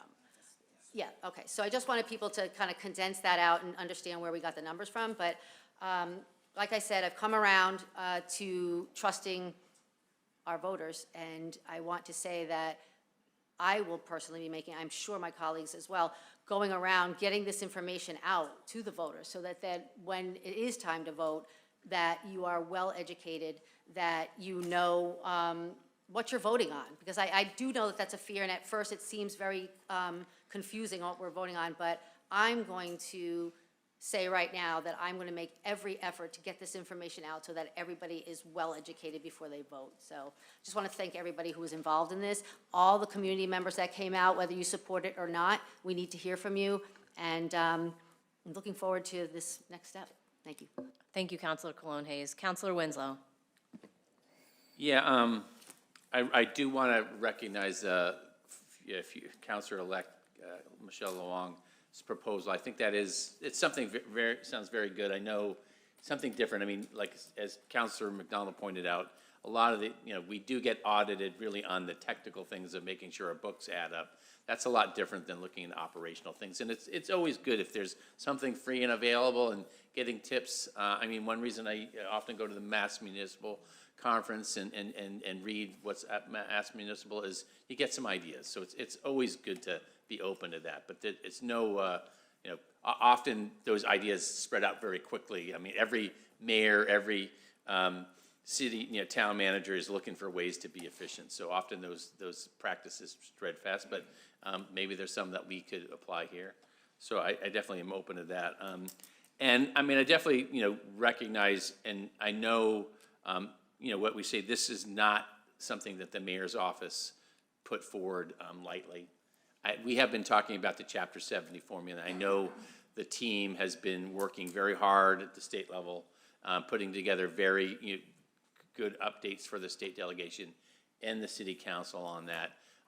And that is a tough situation. And we made a little step of progress of actually having the state start considering it. But as I always say, a few years back, the problem was there was not enough dogs to pull that sled. With inflation being higher, there's a lot more communities that are in the boat where they aren't facing the same problems that we do, that their need to fund schools is going up faster than inflation, and they need some reconsideration of that. So I think that's There's a bit of light there. We're having more communities that will help us, but that is, nothing happens very quickly at the State House. I actually did happen to see the Lieutenant Governor last night, and I mentioned we're going to be, talking about the override tonight. I mean, the great thing is that Lieutenant Governor Driscoll was the mayor of Salem. She sees her role being very supportive of communities, so she will be there, working with the governor's budget to make sure that, the funding we get from the state is for municipalities is protected. But we also know that there's a lot of pressure on the state budget from cuts at the federal level, and that's a concern. So we really, what the governor's budget means is going to be big, but I think we are in uncertain fiscal times, maybe the worst since 2008 coming up. And, we have to be, this isn't being put together lightly, so I appreciate that. I think I appreciate the leadership of Councilor McDonald with the Finance Committee. I think we looked at all these things. We were patient. We had a lot of questions and ideas, and we did look at the initial proposal of a $5.4 million, and there were real other things of like, hey, we did underspend by $1.6 million on our school budget. We got to make that up. And then there's consequences, there are penalties. So that's how you get, we looked at from that $5.4 million, that's how we got up to that $8.2 million. This is just to really keep us providing the services and educational opportunities. I had put forth a third proposal of up to $9 million, and the council stepped back from that, thinking that, even though we did hear comments of people wanting to reach a little bit further and maybe put some money towards, really building our economic future, people thought we should pause on that. So I think we were pragmatic, and I think we can always review some efficiencies. And the mayor and his team, I think they have a great team, having worked in other cities. But one of my concerns is and why I'm going to support putting these choices out to the voters is that I've worked in Malden, and that was on a project that involved working with Medford and Everett. I've worked at Somerville. I worked in Gloucester. So I've worked in cities, and one of the things I say that it partly motivated me to come run and be on the Malden City Council was that by not funding certain staff, like we say general government, but those are often people that are helping to raise grant funds, helping to make sure the grant funds we get, it's often great to the grant funds, but the hardest thing is then actually implementing the project responsibly when you get those funds. So if you don't invest in your grant writers, your project managers, and your engineering staff, you can actually waste a lot of money. I mean, you may not get money in the first place. There's a lot of state grants out there and federal grants out there for highways and other things. But if we don't have a staff person to apply for that, if we don't have a project manager to implement that, we don't get those monies, or we waste it. So it's important. You talk about general government, and you heard our firefighters saying, we've grown as a city from 58,000 to 65,000, but we've actually, lost some fire staff, and that's the same for the police. So we've been able to manage and keep our city residents safe while still, living that. So I am supportive of really in offering these choices to the voters. Like I say, that was one of the things I was very committed to make sure that our role isn't to decide on what the voters' taxes are going to be, but our role here as city council is to get some clear and strong choices. I think we've done that. They're fair. I think and we will really let it to the voters, and we will talk about that with the community and educate people. And ultimately, people have to look at their own situation and see what they can afford, and make that balance between making sure their neighborhood is strong as well as their family budgets are strong. So I am supportive of this. Thank you, Greg. Thank you, Councilor Winslow. Councilor Simonelli. Thank you, Madam President. I was just wondering, I don't know if this is for Chuck or I don't know who out there, but how much is in the revenue reserve now in the account? Do we know? Yes. Thanks. It's certified at 21 million. And this year, Overall budget of the city. Counselor, as you know, we used 8.4 million to balance. Yeah. So at that run rate, you're looking at probably 2 years, 2.5 years, if all things remain the same, before we wouldn't have any reserves left. And as I mentioned, leading up to that, we had been using reserves for the things that they were intended to be used for. So infrastructure repairs, you know, a lot of the road work we were able to do down in your area, the city, Counselor, was through those reserves. But this year, we steered them all toward balancing the operating budget. That is not sustainable. That will not continue come July 1st. Okay, thank you for that. Well, you know, I mean, I think we really need to start looking at some other ways of raising some revenue, whether it be rezoning. I've been talking to some people out in the audience and some people at home in the neighborhood, and, you know, unlocking development opportunities, increase license and permanent fees, you know, moving forward. I remember I was in this position back in 2001, and we had like a $3 million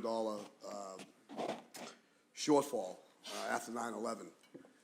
And so what I did was, in my neighborhood anyway, I got working to just get some properties that we had. We had to do a home rule petition, obviously, because you can't put the money back into public properties, even though the law says you're supposed to. So you gotta get a home rule petition to allow you to be able to take that money that you sell from properties to put into the general fund so that you can use it. I don't even know what properties we even have left in the city, if any, for that matter. I mean, I know we've got the structure on Pearl Street, and I think, you know, I don't know what the deal is with the courthouse. I don't know if there's restrictions on that, if we can sell that or not. Is that what it is, restrictions? Yeah, there are restrictions on it. We're Okay. currently speaking with the state, the council president and I, on how we can move that forward. With the home rule petition? Yes.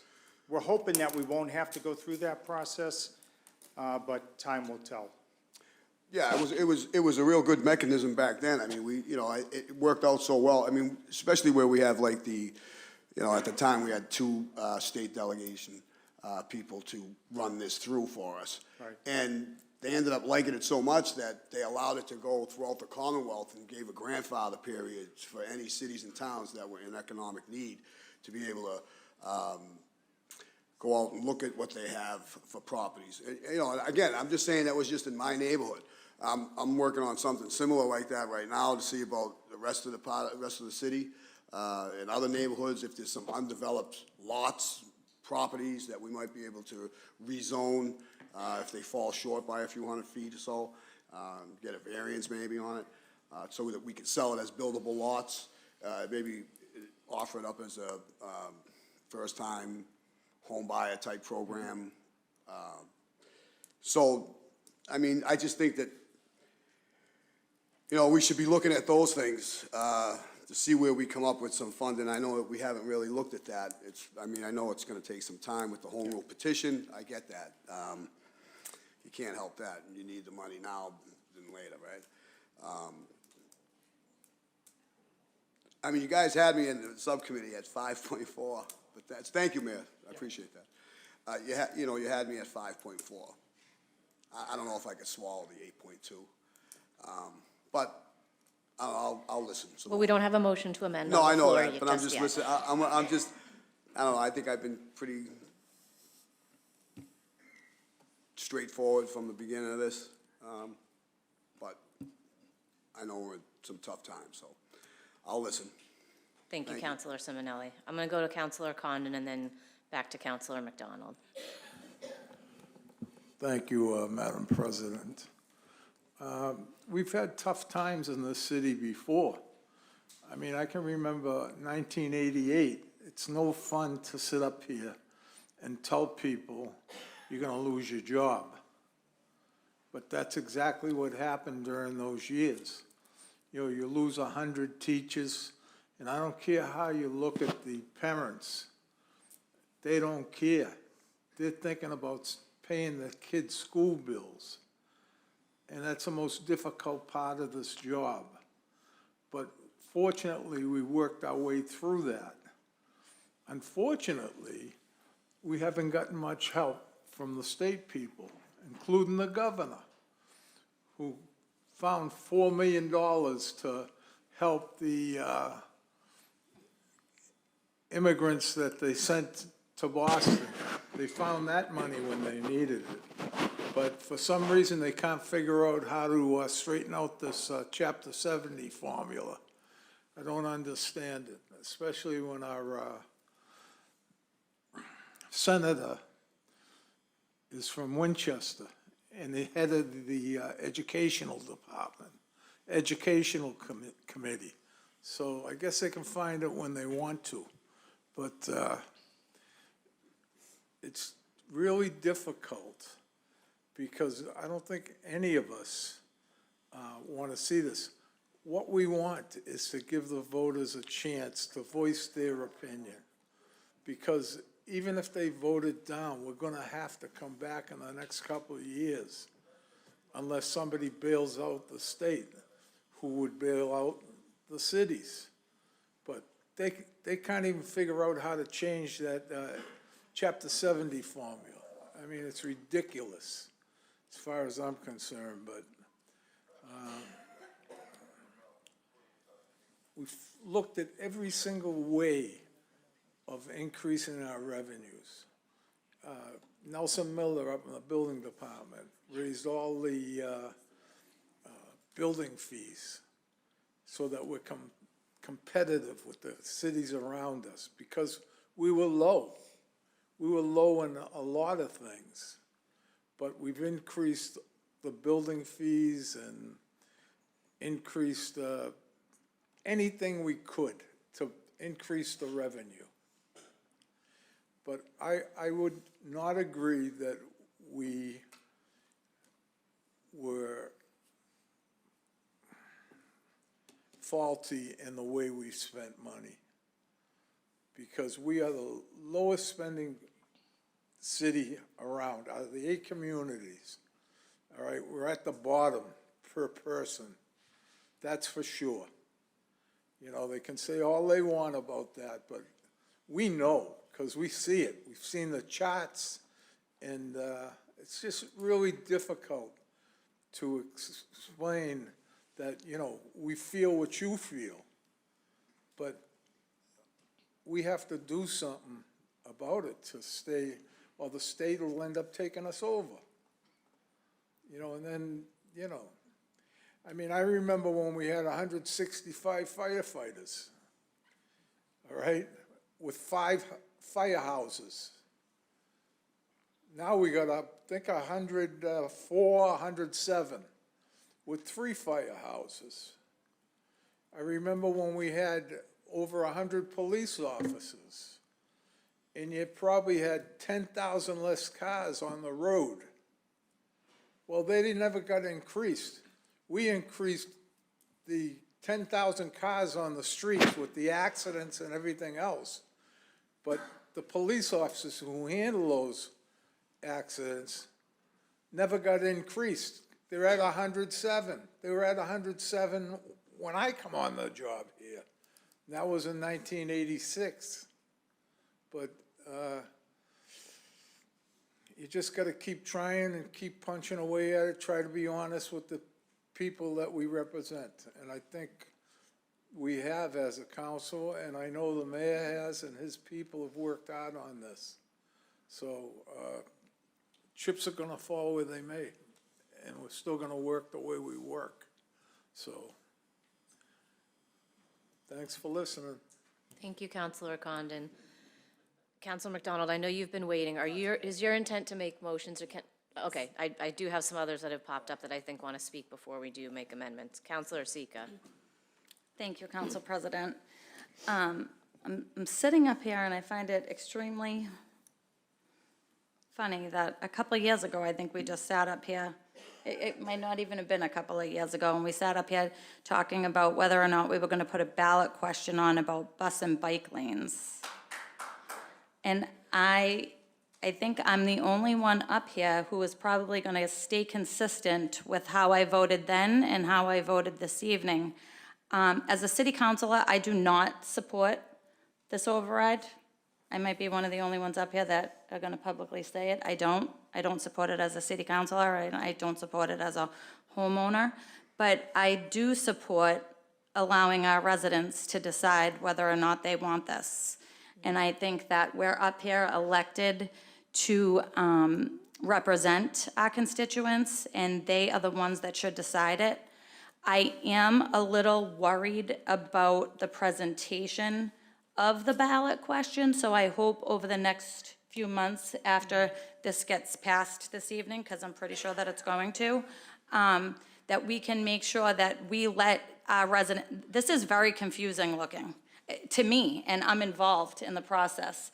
I can't imagine somebody who is not paying attention going into the poll booth and do I vote for one? Do I vote for both? If I vote for none, if the one that, the 5.4 gets the most votes, but they both pass, then we're gonna accept the higher number. That is, my head is ready to explode, and I've been listening to it for the last 2 months over a course of 7 meetings, thanks to Councilor McDonald. So I hope that we at least go out. We have only had one public meeting on this. I think maybe the Citizen Engagement Committee should, whoever is gonna be in charge of that next, come January, takes this to the streets and lets the public know, this is what happens if you vote yes to both. This is what happens if you vote yes to 5.4. This is what's gonna happen if you vote 8.2.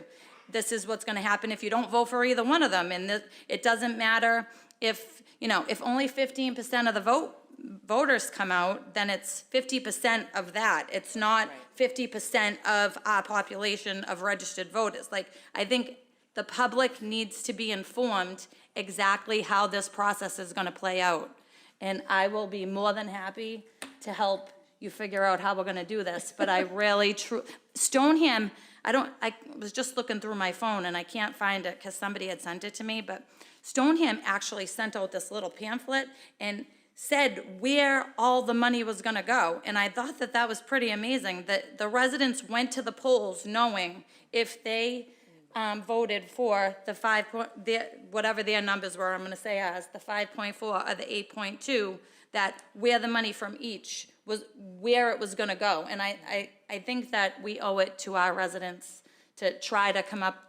We have an amazing team, so there's no doubt that I know that you guys we can figure something out, but I think we owe it to our residents to at least show them where this money's going instead of just asking them for a set number and no outcome. So, thank you. Thank you, Councilor Sika. Councilor Crowe. Thank you, Madam President. Over the 7 meetings, it was really very informational, and a lot of people came and really sort of understood sort of how we got here and where we're going. And I think for either option, we know it's still gonna require some restructuring, some belt tightening, and some really difficult decisions. So there has been a commitment that we're gonna continue to do that. I think you're right, a lot of education is gonna still be required. Pamphlets, where it's going, what we are gonna be willing to cut, where those cuts are gonna be made. To say, I've said this many times in the committee, that we have skin in the game, and the administration has committed to that. I think you're right, Councilor Simonelli. We've talked about some of those things as well, thinking about, do we look at rezoning? Like, I think everything is on the table to see how we operate in a more cohesive manner. I think we've been doing it, but kind of taking a deep dive. They have been meeting with each department on where we can change, what restructuring we can happen. So I think there is a commitment, and we just have to make sure that after this vote, that education is really out there for the public, so they make an informed choice. So it is up to the voters to make the choice, yay, 1, 2, or none. And then we have to come back and deal with what the fallout's gonna be, no matter what, even at the higher level, comes back. So, thank you. Thank you, Councilor Crowe. Okay, I've got Councilor O'Malley, then Councilor Simonelli for the second time. So I have to agree with Councilor Sika that this is confusing. And part of the reason why it's been, I think, confusing is that, early on, there's been some bad information and bad data that has been put out to the public. So like, for instance, Councilor Condon, when you had said that we are at the bottom of the barrel, that is not true. We are not, and it's not your fault. It's not your fault, Councilor Condon. But the information that has been put out there early on showed that we were at the bottom of the barrel in terms of per capita expenditure, but that is actually not true. We're not actually at the bottom. The city has corrected that information on the website, but I think it's important that we do understand what is going on. And again, I'm going to say also that I support putting these on the ballot. This is a binding ballot question. This, I think, is very different than the non-binding ballot question that you were discussing earlier, Councilor Sika. This is a binding ballot question that is going to have an actual financial impact on the city of Malden. There is going to be some impact to the operations based on the decisions that have been made by the administration, in terms of where we're going. So I'll also state that I don't think that we're in a different situation this year financially than we were last year. This is the same exact situation that we were in last year. We used our free cash or our revenue reserves, our savings account, to fill this budget gap that we have. If this was such a concern for so many years, we spent $6.8 million of our free cash in 2024 on other things.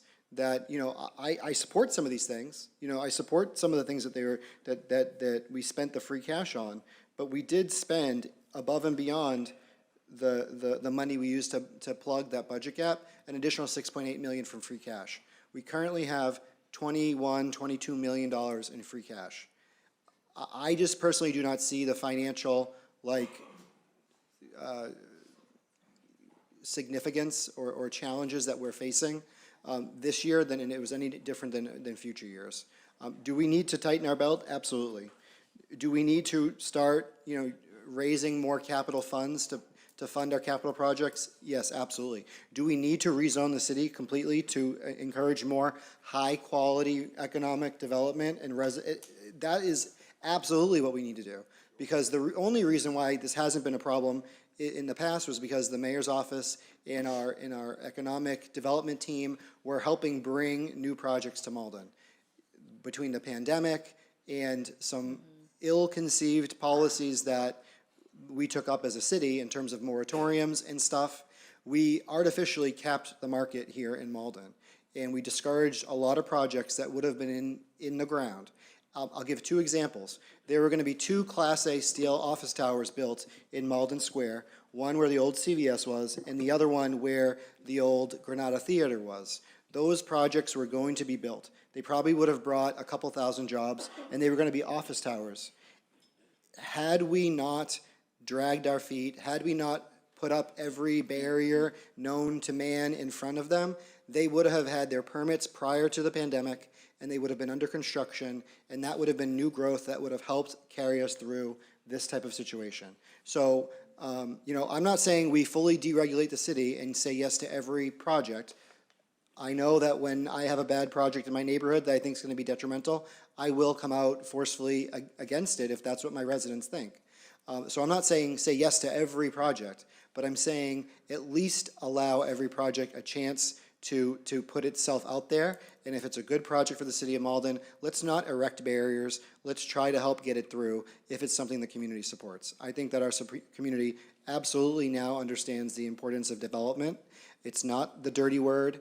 And unless you live next to a building, the height of the building, I do not think is the most significant thing that should be turning people off. Unless you are in a direct abutter that is impacted by the height of a building, I don't see where and why that would be something that turns people off. And the only reason why I say that is because, if you don't allow property owners to go up, they have to go out.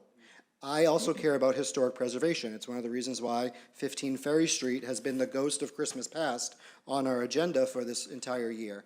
I would love to be able to save one of the last, Converse buildings in our community. Unfortunately, with things that have been going on, that's not possible. We still have, I think, chances to make that possible, but I'm not afraid of height. I think building high-quality buildings that are going to help our tax base is essential. So it's a long-winded way of saying I support the residents having a chance to have a say. I don't necessarily think that we're in the financial dire straits that that is being presented, and I do hope that the information that's presented is accurate, and any inaccurate information that's been put out there is corrected. Thank you. Thank you, Councilor O'Malley. Yes, let me put the podium on for you. Thank you. I would like to address the comments made by the Ward 4 councilor. You have the floor. First, 2024, you're right. We spent roughly $6 million from our reserves for what they were intended for, one-time projects that help build up our city. Now we're using them to sustain our operating budget. That's the difference. What you identified in 2024, that's exactly what they're supposed to be used for, not to sustain an operating budget. So for you to say that you're not seeing it, I'm not sure how you're able to say that. I'd like to also, if I might, finish my comments by saying, you know, about these developments in the downtown. One was permitted, if you're referring to the one on Dartmouth Street. What's going on there? And the other one, where the old CVS was, they didn't have a tenant and they wanted a tax break. And if you thought we had it wrong, Counselor, then you could have brought it to your colleagues and had them take a look at it, but you didn't. So we can go down memory lane all we want, but the fact of the matter is, we have a structural deficit that has to be dealt with. And if you think you're going to do it through 15 Ferry Street, you're not. As I've told you in the past, I've been all ears about how to save that. And to date, I have not received, or we have not received anything from you on how to do that. So if you have a suggestion on how to do it, share it with us right now. We'll take it back upstairs and see if we can make it work. But I just, you know, I want to be on the same page here, that we can travel down this road, but it's not going to get us to where we need to go.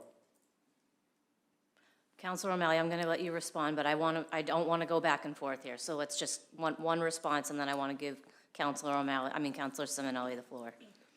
Yeah, through the chair, I'm surprised by the reaction. It was, my comments. It's been a long time coming, Counselor. You shouldn't be. Were not considered a critique of the administration alone. The city is made up of the mayor's office and the city council, so we're all part of this. So I'm not throwing the responsibility on the mayor's shoulders by any means. I won't address every specific topic, but I don't think it has been a secret that my proposals are debt exclusions. When it comes to 15 Ferry Street, which was just an example of historic preservation, there are proposals. They have been presented. What are they again? What are they? And I have also engaged with the mayor's office on this numerous times. Oh, okay. Thank you. Okay, I'm going to end debate actually on this, and I'm going to move to Councilor McDonald so that we can start taking up amendments. Councilor Simonelli, can you be brief? Okay. Can you, though? Yes.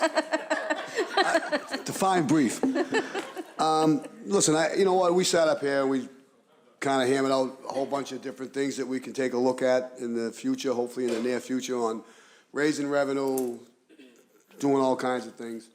You know, I just want to be clear. It's just that, you know, I'm one of the people that say, look, you know, at the end of the day, it's not about Chris Simonelli.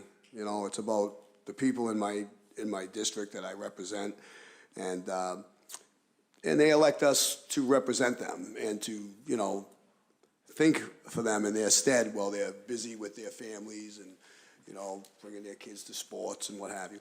So, you know, right now, I have to agree with Councilor Seeker at the moment, you know, about it being very confusing.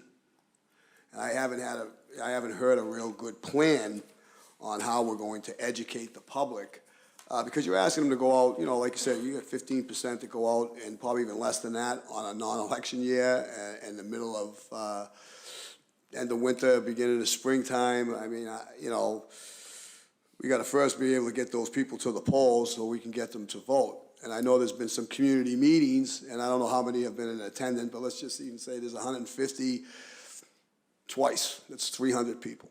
And there are 30,000, over 30,000 houses in the city of Malden that will be affected. And I also worry about, you know, I have both in my neighborhood. I have both residential people who pay taxes, property taxes, and I also have a lot of renters.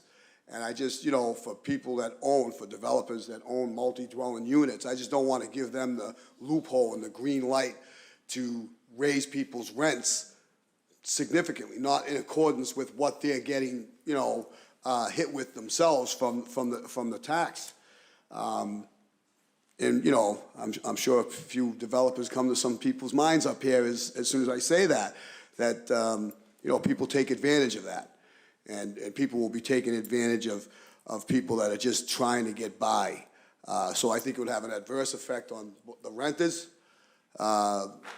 with that loophole being said. And I think that, you know, it's definitely gonna put some burden on the taxpayer. But I think that if we can find a way, or there's a development to be able to educate the folks, then you would have my support.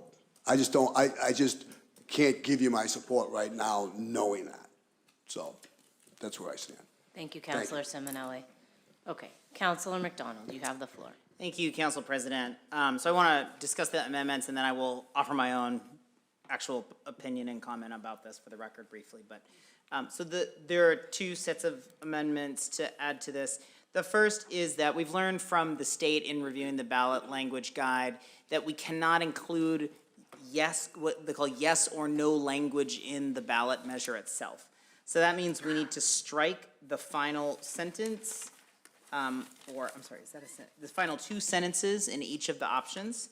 So we cannot say a yes vote would support an increase in property taxes and a no vote would make no change in the current tax structure. We just strike that language. That's the first part of the amendments in both of those options. The second one is to just simplify this language that folks have been asking about, which is the final sentence here of the order introducing them. Right now it says, if more than one question passes, the question with the highest dollar amount will prevail.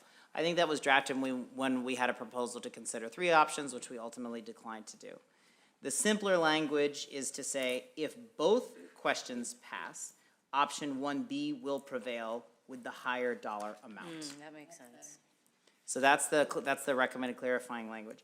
I actually had one other question for our city solicitor, Ally, if I can ask you very quickly. We had some back and forth about whether we can include this language around increased funding required by law for public schools. And is it your opinion that that's appropriate to include in option 1B? That's kind of the distinguishing factor in terms of the two of those.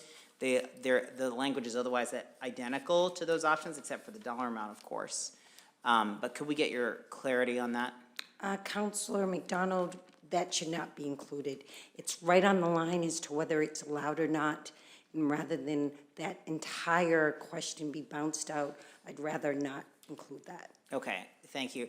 And just to be clear, the regulation that you're talking about is in related to we cannot advocate in the language of the ballot or say what, unless it is a restriction on the use, we cannot say that. So we also looked at whether we could say it will prevent X, Y, and Z from happening. Can't say that either, according to the state law. So that would then strike that as well as increase funding for the funding schools and make sure that we then add public schools as a function of what we can spend the money on, so that it would actually read the way option 1A does. So it says, including public schools, public safety, public library, public works, and general government, for which the monies will be used for the fiscal year beginning July 1, 2026.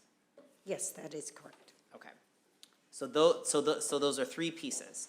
One is to, and I will send this in, I will email this. I mean, I will email this to the clerk. So we have the clarifying what happens if both questions pass.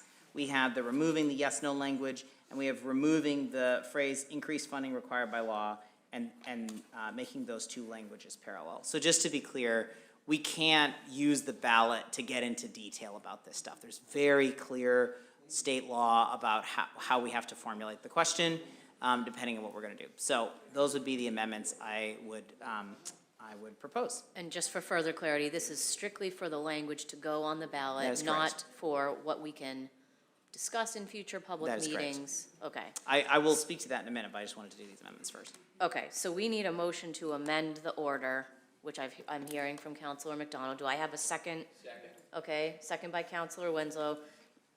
I have questions on the amendments. I'll take Counselor O'Malley first. Do you know how, like, when there's state ballot questions, usually there's like an additional page that says, like, it kind of explains like what a yes vote does, what a no vote does. And sometimes there's even like pro and con things that you can read. Like, is that part of the like, where does that come into play? I'm not opposed to your amendments. I'm guessing that's the proper place for what you're describing. Yeah, thank you for that question, Counselor O'Malley. So Carol Ann Desiderio, our city clerk, asked that very question. Apparently, there are different standards in law for state and local ballot measures.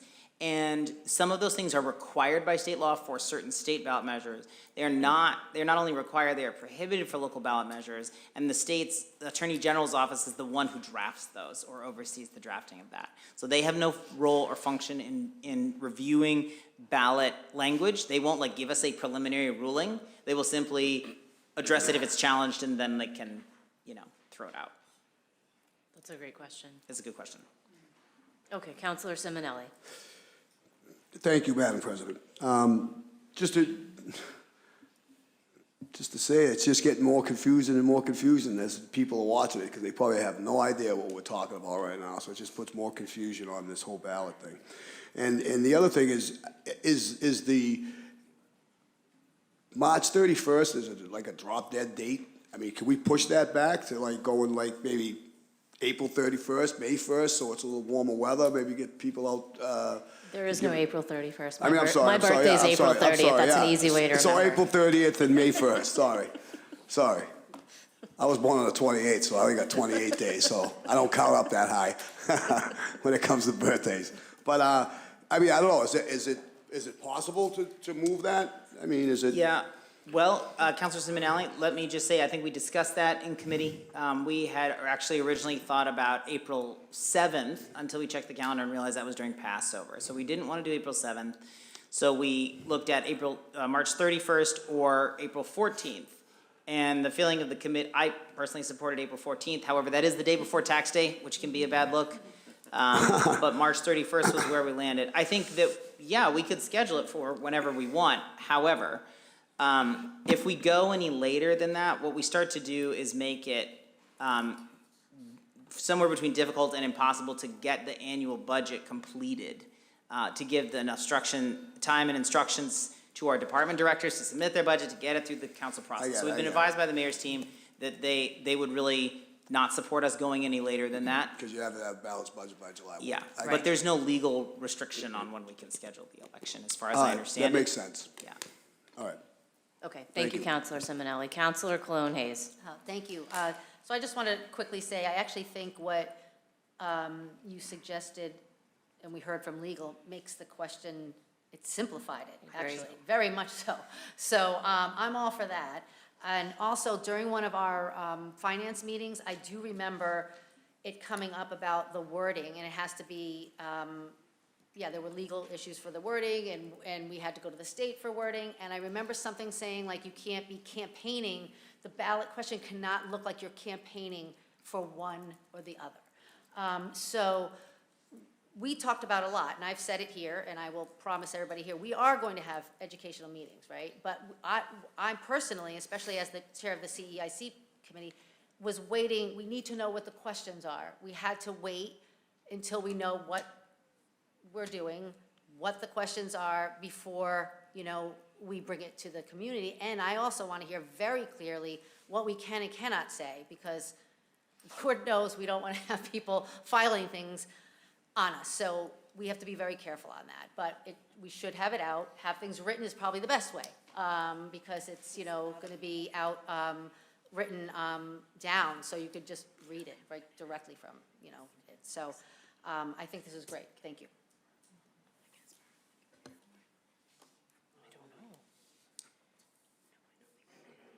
It's not on the script. Let's vote. We got a motion and a second, let's go. Okay, so Counselor McDonald, I want to just get clarity on something. Are there amendments made in committee that we need to vote to accept before we take these up? Yes, I mean, this is what is presented in the committee report. So this is an Okay. amendment to the committee, to the language in the committee report. We could either accept that first and then amendment, or we could accept the committee report, or accept this language with this additional language. As amended? As All right, amended. that sounds fine. Does that sound okay to you? So, We should amend the paper and then pass as in the amended? committee report, and then make these additional amendments, because they were not made in committee, we're making them here on the floor. There Okay. should be two motions for amendments. Okay, understood. So we have a motion on the floor. So then let me first make that Okay. motion to amend the paper to reflect the committee report. Okay. Second by Counselor Winslow. I think we need a roll call on that as well. Yes. Okay, well, clerk, will you please call the roll? Counselor Cologne Hayes? Yes. Counselor Condon? Counselor Crowe? Yes. Counselor McDonald? Yes. Counselor O'Malley? Counselor Sika? Yes. Counselor Simonelli? Counselor Taylor? Counselor Winslow? Council President Linehan? Yes. Okay. And then I move to make the amendments as discussed with the changes proposed by our city solicitor.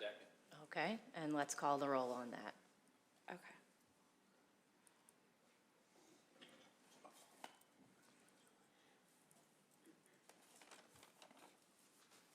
Counselor Cologne Hayes? Yes.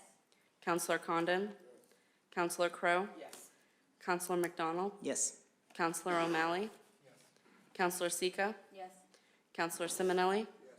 Counselor Taylor? Council President Linehan? Yes. Oh, I'm sorry, and Counselor Winslow? Yes. Apologies. That's all yes. Okay, so now we need a motion to adopt the order as amended. So moved.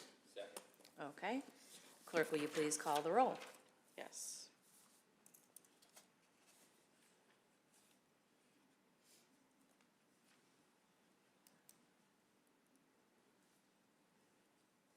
Is there any further discussion? I see no lights for further discussion. Counselor Cologne Hayes? Yes. Counselor Condon? Yes. Counselor Crowe? Yes. Counselor McDonald? Yes. Counselor O'Malley? Yes. Counselor Sika? Yes. Counselor Simonelli? Counselor Taylor? Yes. Counselor Winslow? Yes. Council President Linehan? Yes. Okay, the That's all order is adopted as amended. Thank you, everyone. I'm going to call a 5-minute recess.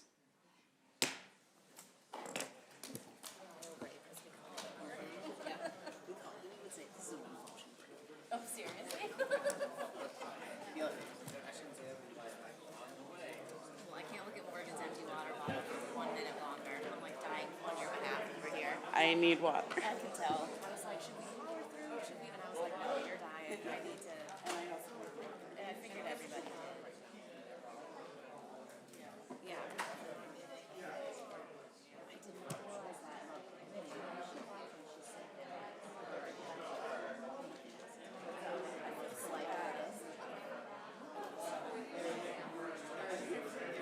Right? I'm like looking at the script being like, That would have been done wrong if she wasn't watching. no, I know. And I was in committee. I made that amendment. I should have known that. I just didn't even, And I completely that's a, it's a lot of steps. Yeah.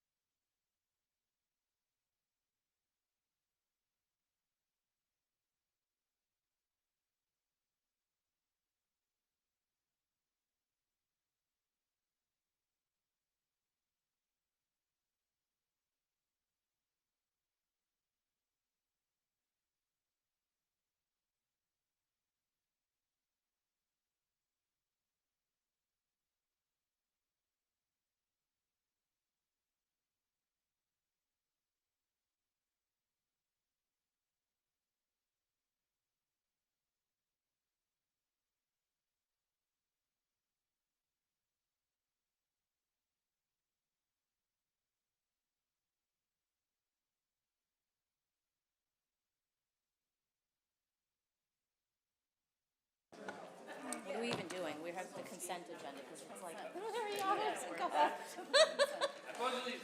Right. Oh, my goodness.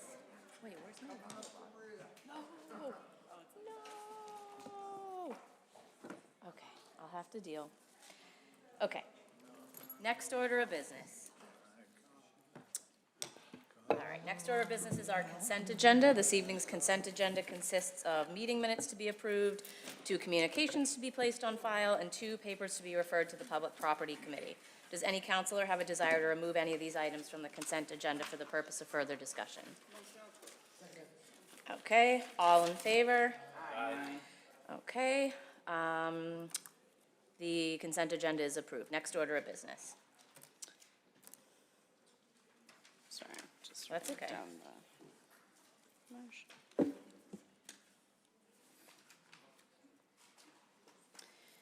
Paper 481-25, order that the council approve the 2026 schedule of council meetings.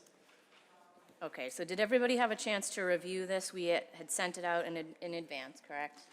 Did everybody get a copy of this? I know Councilor Winslow had a friendly amendment to offer that I am happy to have us discuss. Councilor Winslow. Well, I mean, first of all, I did review the committee the council and committee meeting nights, events, various holidays. There doesn't seem to be any significant conflict there, so that's good.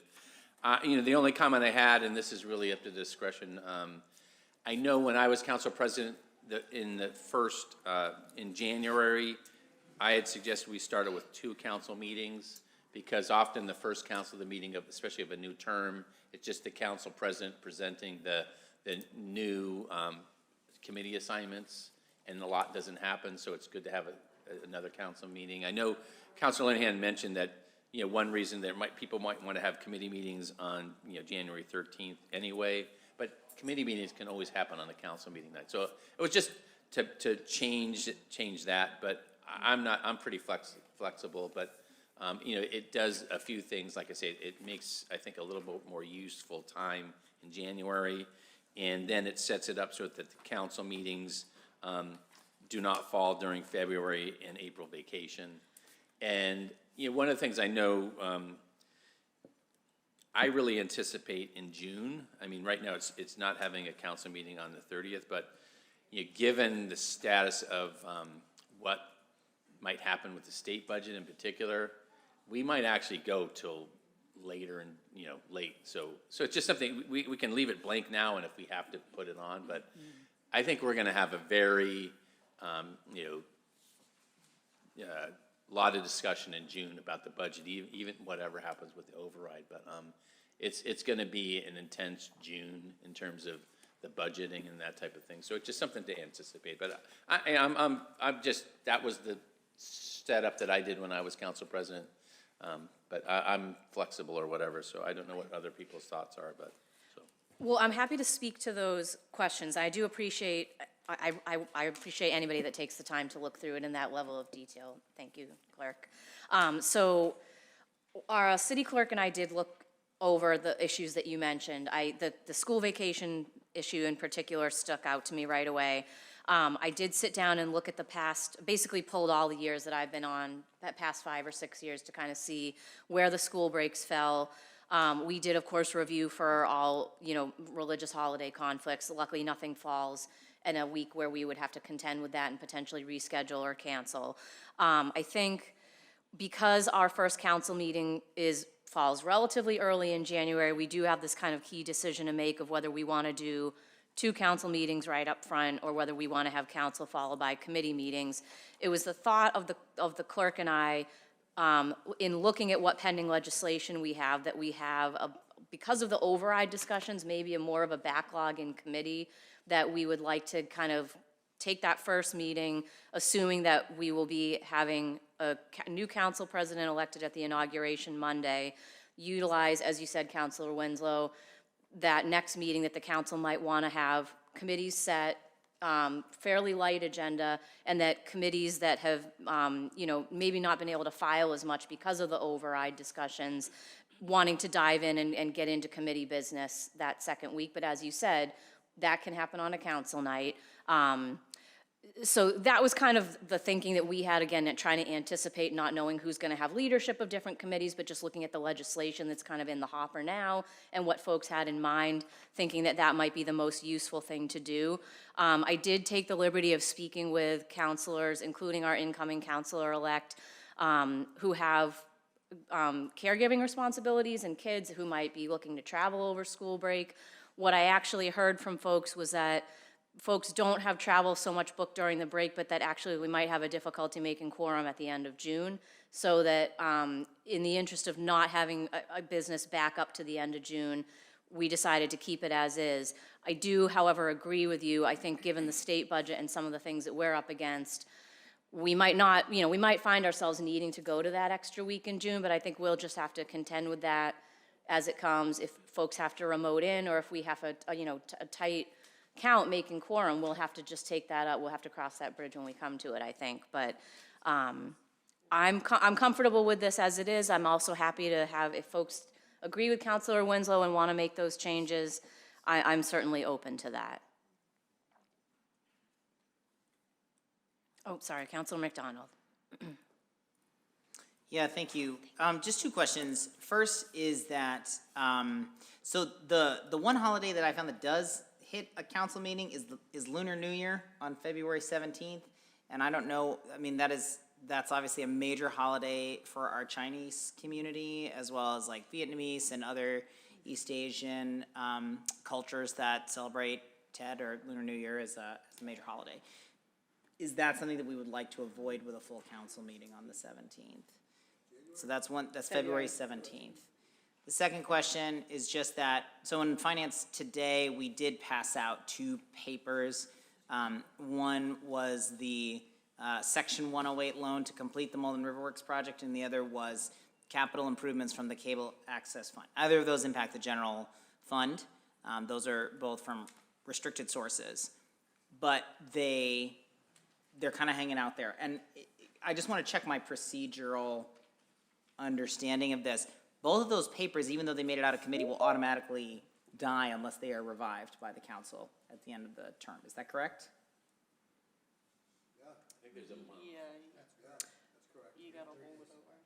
We have to vote to Well, we would bring it be back over? we would vote on all of those at the first meeting in January. Okay. My question was whether we can schedule those that came out of committee for the first meeting.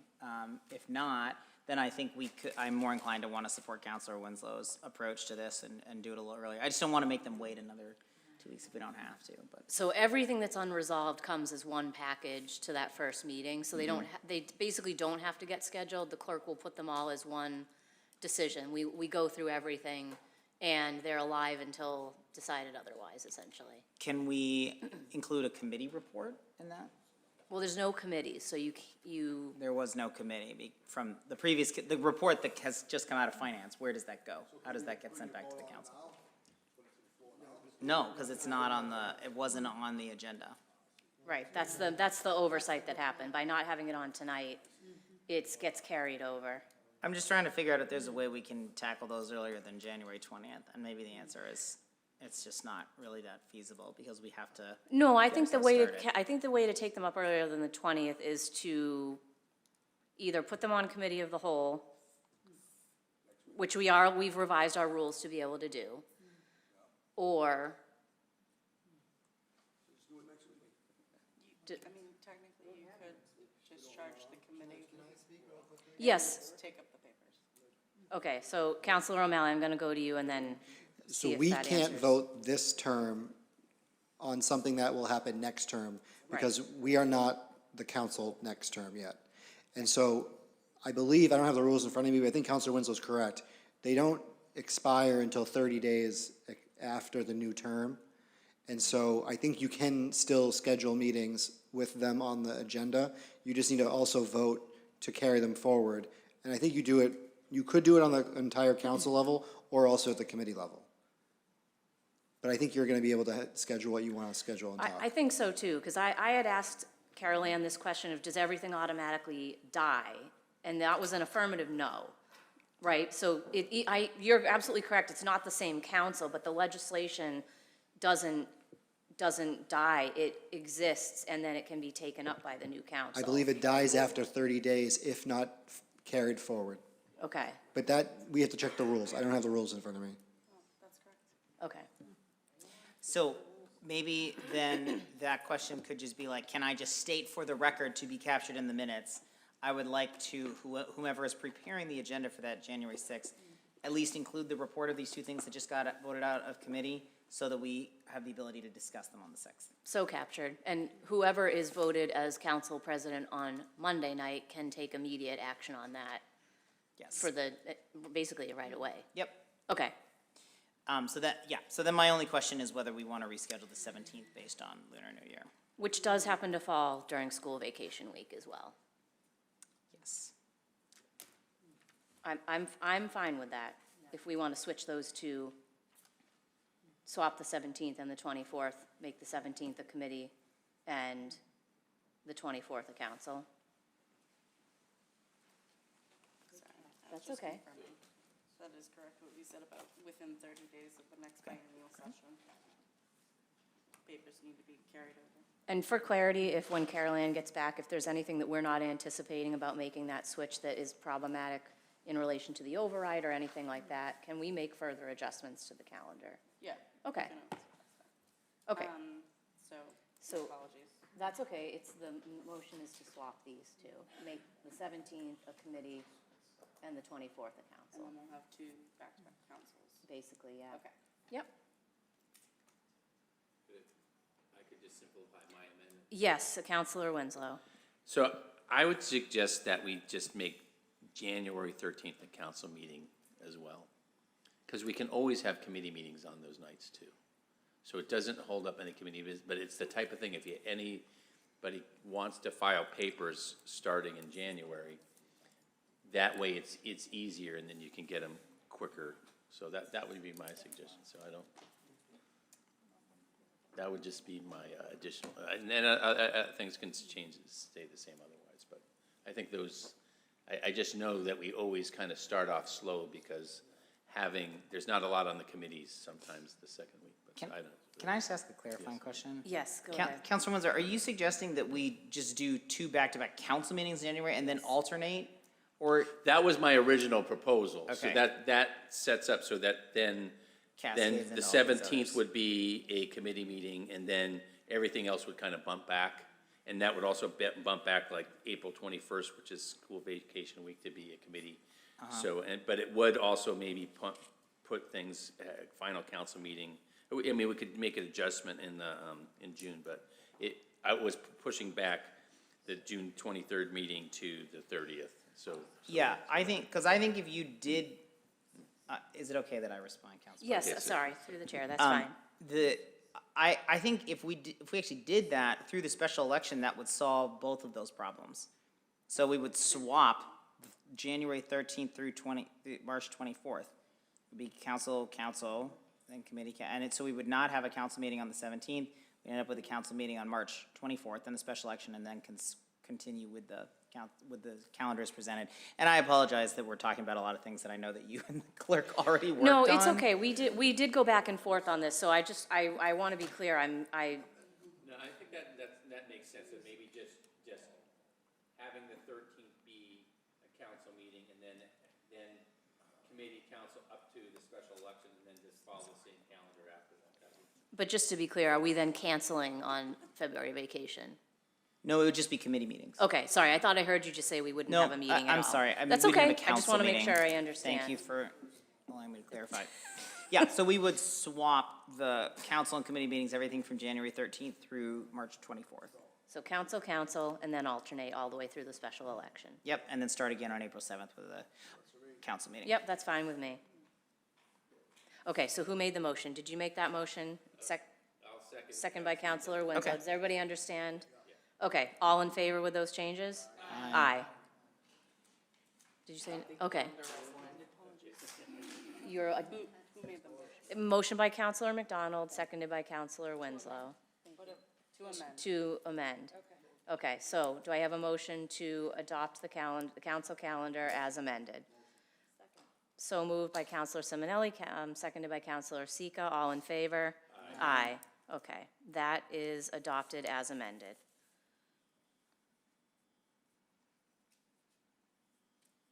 Okay. Okay, next order of business.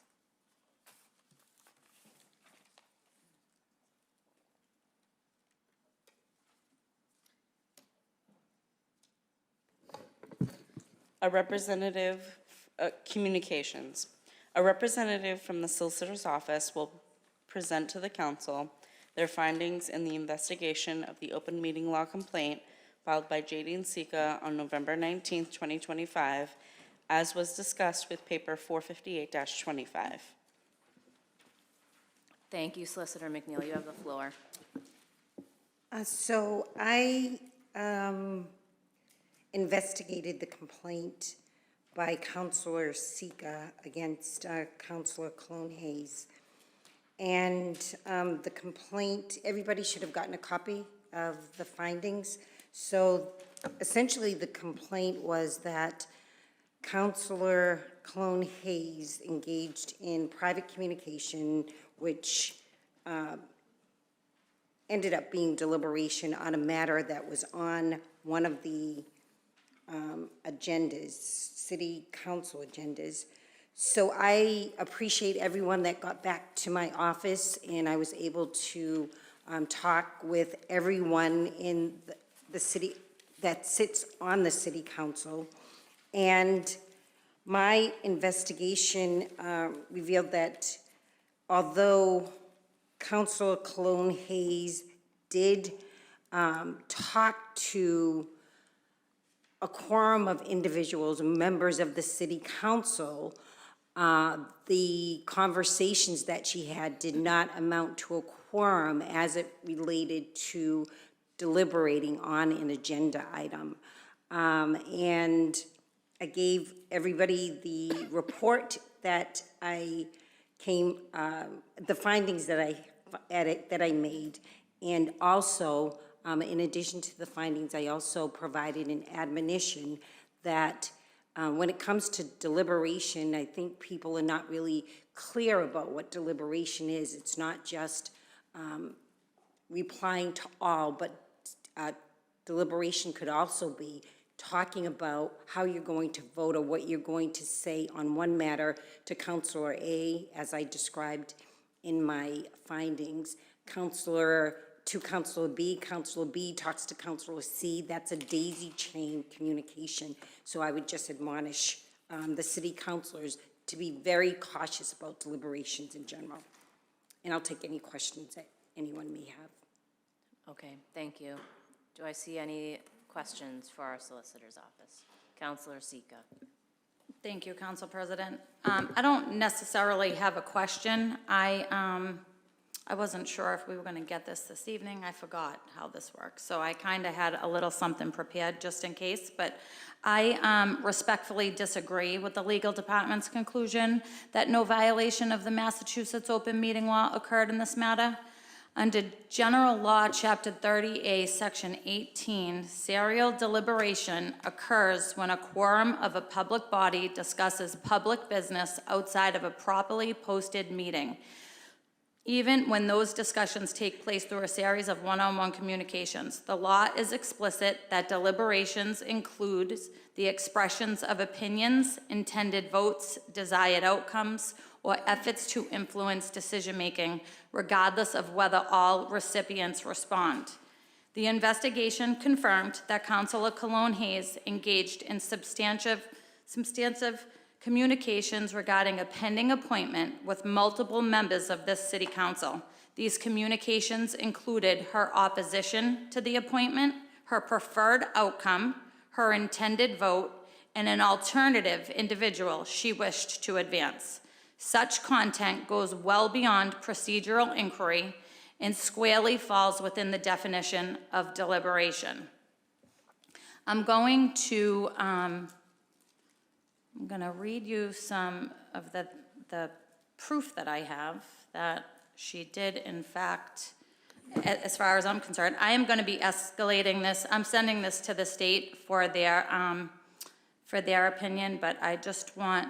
Can I interrupt and just ask? I Is the information that the council received attached to our agenda? No, it is, I don't think it's attached. I just sent it today, so I don't think it's attached. Is it going to be, or what is the, like, I don't want to get into a situation here where things that the public are not going to be, that aren't going to be publicly available are read into the record if they're not supposed to be. So I can't tell you that it's not supposed to be. The next step for me is if the council votes, then I will be sending my findings to the Attorney General. Not, you want me to send this to the Attorney General. Okay, so we are allowed to discuss whether we do or don't agree with what you've just stated. That's appropriate. I just want to understand what's appropriate for us to discuss before I'll. Yes, Councilor O'Malley, 1 second. My understanding is that it is public, it is a public document. We are doing it in an open session. We are all referring to it in our deliberation right now. So my understanding, it's a public document currently, but that's just my understanding. Because we didn't go into executive session to discuss this. Correct, and mostly I'm asking because I know it came to the council just this afternoon, which was Yes. for us to be prepared to discuss it. I understand that we're not considering an executive session, but I also just want to understand what the outcome is of this discussion so that we can limit the bounds of our discussion to what the actual vote is and what's appropriate for the vote that we need to take. The outcome for me is whether you agree or disagree, whether you want me to send these findings to the Attorney General's office. Okay, that's fine. Councilor Sika, I understand that you want to be able to articulate whether you agree or disagree. I just want to make sure that what we're doing is correct. This is new for me, so I want to make sure we're doing things properly.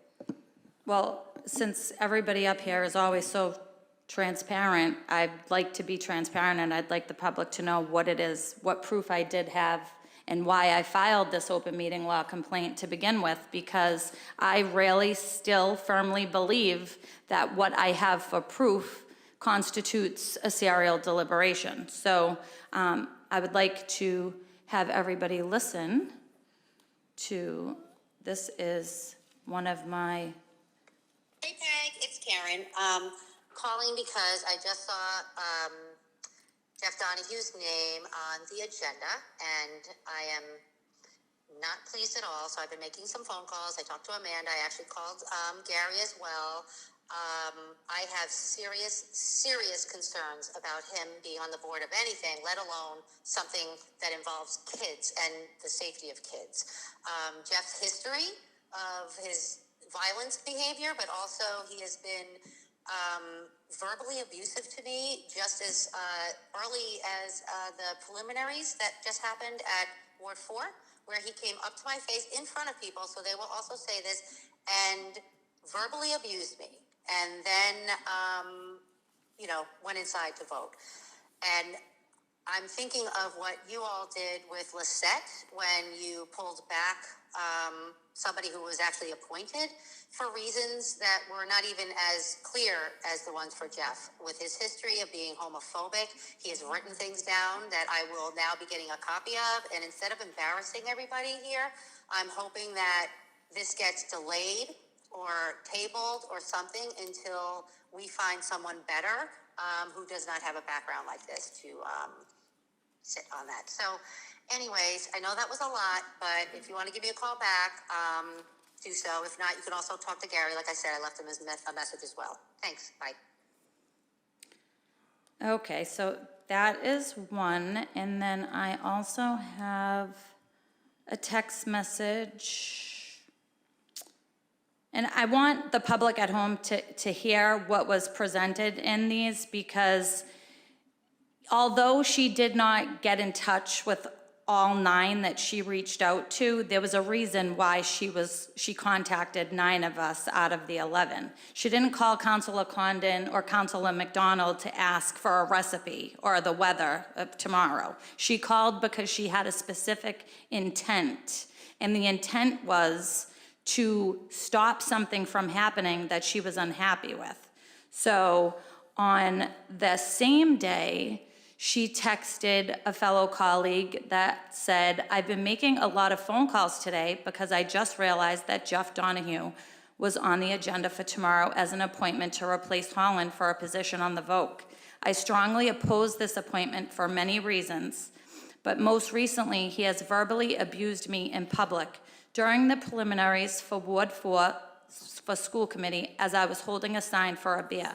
He walked over right in front of my face to intimidate me and cursed at me completely unprovoked. After we walked off, Abia was so shook, and this was in front of a young person as well. Dawn was actually there, and I've also reached out to her. We have plenty of great people in this city that we don't need to appoint someone who has a history of abuse and homophobic and racist comments on public social media. Although I did not agree with what happened with Lizette's appointment being taken away due to some social media post, I believe this one has merit, as he was verbally abusive to a city councilor in public very recently. The good news is Ryan spoke with Lenny Iavino, the former Ward 4 school committee rep, and he is very interested in this position. We have both called the mayor and Maria Luis, and we're hoping that this can quietly be tabled while we review and put forward Lenny's name. I hope you agree with this suggestion. I'm going to try to table it tomorrow if the mayor doesn't take it off before then. Feel free to give me a call. I'm making the rounds. Tabled. Oh, sorry for the typos. I was text talking. So these were the two that I had at the meeting a few weeks back. And then after that particular meeting where I accused her of possibly violating the open meeting law, that evening, about 30 minutes after we all left this council chamber, she called Councilor Simonelli, and I'm assuming, based on what she texted him that evening, she thought he was the reason that I felt the way that I felt that evening, because she wrote, "Hey buddy, the next time I reach out to you, please remind me and say do not talk to me or trust me, LOL." So I find that as an admission of guilt, because why would she call him at 11, it was 11:20 at night. We didn't get out of here till late that evening, and she was texting Councilor Simonelli about this. I think it's very important for the public to hear what the communications were, because, hold on.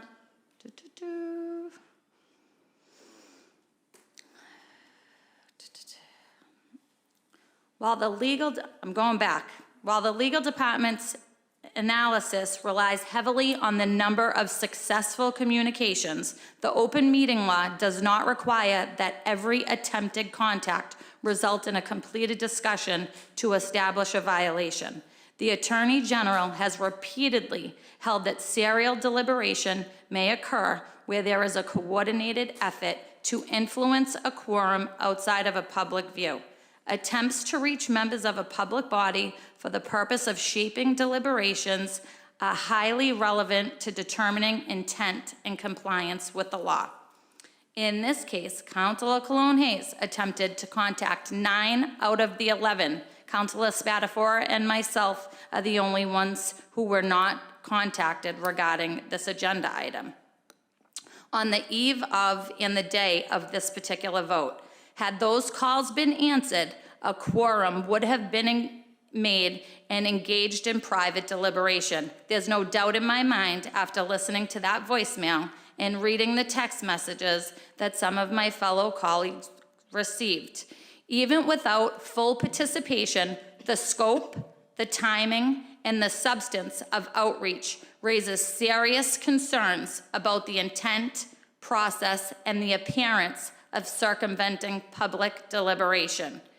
The open meeting law exists not only to prevent actual violations, but to protect public trust by eliminating secrecy and the appearance of backroom decision-making. Been hearing that a lot over the last few weeks with the Malden High principal, backroom deliberations. But it's okay when it's one side, it's not okay when it's another. While the legal department ultimately found no technical violation, its own admonition acknowledges that the communications are worrisome and cautions against conduct that risks serial behavior. While I respect the city solicitor's office, I do not agree with the conclusion in this matter. I believe we must hold ourselves to the highest standards of ethical conduct and ensure that our actions and our intentions align with the law. Accordingly, I will be sending this open meeting law complaint to the State Attorney General's office for further review. I, too, have violated the open meeting law before. It's no secret. It's been all over the internet for the last several weeks, but I've never hidden it. I did it once. I have never done it again. And all I did at the time was send an email with paperwork while we were in COVID procedure to my license committee, and all I put in there was my opinion that I was not in favor of the petition. I don't know if my whole committee opened up that email. I don't know if they received it. I don't know if it reached a quorum. My point is, it was a violation of the open meeting law. They had no proof that everyone saw it, but I still was fined an open meeting law. So I believe that this is still, that the state is gonna come back and find this as an open meeting law violation, because there's no other reason that she called 11 counselors within a 24-hour period other than to say, she openly admits in the text and the email that she was making her rounds and making phone calls. And no disrespect to you, Alicia, I'm not quite sure if everybody was forthcoming with their information. Whether or not, they called for a procedure or certain things don't add up. So even if somebody didn't deliberate on this exact item in a text message, they're also finding a replacement. So how did they not have a conversation about the specific agenda item if they're discussing a replacement for the appointment, which is wild to me. But again, you did your job, and what you found out during your investigation, what you were told, there was no open meeting law, but I think that the proof shows otherwise. So I appreciate you looking into this, and we have to vote, for all of us have to agree to vote to take this to the state. I thought I had the ability to appeal your decision to the state. You can appeal the decision, you can appeal the decision, you can do that, and I will, once it's sent to the Attorney General's office, then I will send a letter to you stating such that you can appeal. Okay, all right, great, thank you so much. You're welcome. Okay, thank you, Councilor Sika. Councilor Cologne-Hayes. Thank you. So I wasn't going to speak tonight on this, so I'm just going to be very brief, but thank you for all the work that you did on this. I know that you worked over the weekend, and you were making your phone calls and did everything that you needed to do. I'm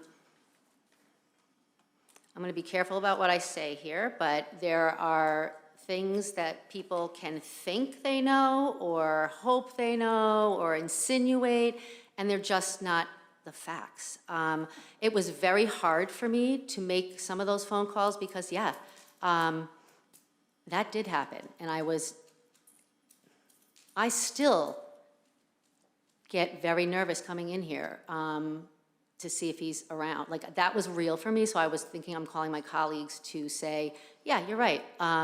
This is one of the reasons why I don't think he would be good for that position, but I counted them, like we said. I made sure that I didn't break a quorum. And then the other part was she's assuming that she knows why I was calling other people. And people called me. I didn't call all the people. Some people actually called me. And we're meeting for 2023. So whether you want to make it up in your head what you think you know or not, you have no idea why I was calling people. No idea. And then, yeah, I was calling Councilor Simonelli because, yeah, I didn't think that's where you got the information from, but I was disappointed in him, and I'm allowed to do that. And so I can call people I want, but I want everybody here to know I took that very seriously. I was making, lists of who it was, what I said, and was very careful not to break the open meeting law. So feel free, send it where you have to send it. I have no issue with that. But thank you for your work. Thank you, Councilor Cologne-Hayes. Councilor Simonelli. Thank you, Madam Chair. Look, I have to agree with Councilor Sika. I think that it was a clear violation of the open meeting law. I think that I thought I was special. I thought Councilor Hayes was just calling me. I didn't. Look, and as soon as I found out that there was other people that were contacted about the same subject matter, at that point I went ghost and actually blocked Councilor Hayes from being able to contact me anymore because I knew where this thing was heading, and I didn't want to be any more in the middle of it than I am now. But I wasn't one of the original people that turned you in or whatever you want to call it. I don't know what you were thinking, but I just, I got to say that we've been down this road before, right? We've talked about the executive session situation, which I'm not going to elaborate on that because it was executive session. But we still, let's not pretend, councilors up here, that we did have an issue with stuff getting out of executive session out to social media, which is a no-no. And well, we discussed it, and then there was previous stuff before that. Who's lying? You're the queen of lying up here. Stop. No, honestly, No. if we're gonna call people names, let's be parity across the board, me and you. You can Address call your me a liar, comments call to you- the chair, please. Well, listen, the fact of the matter is that this has been going on for quite some time now, and it has to be corrected for all of our sakes up here.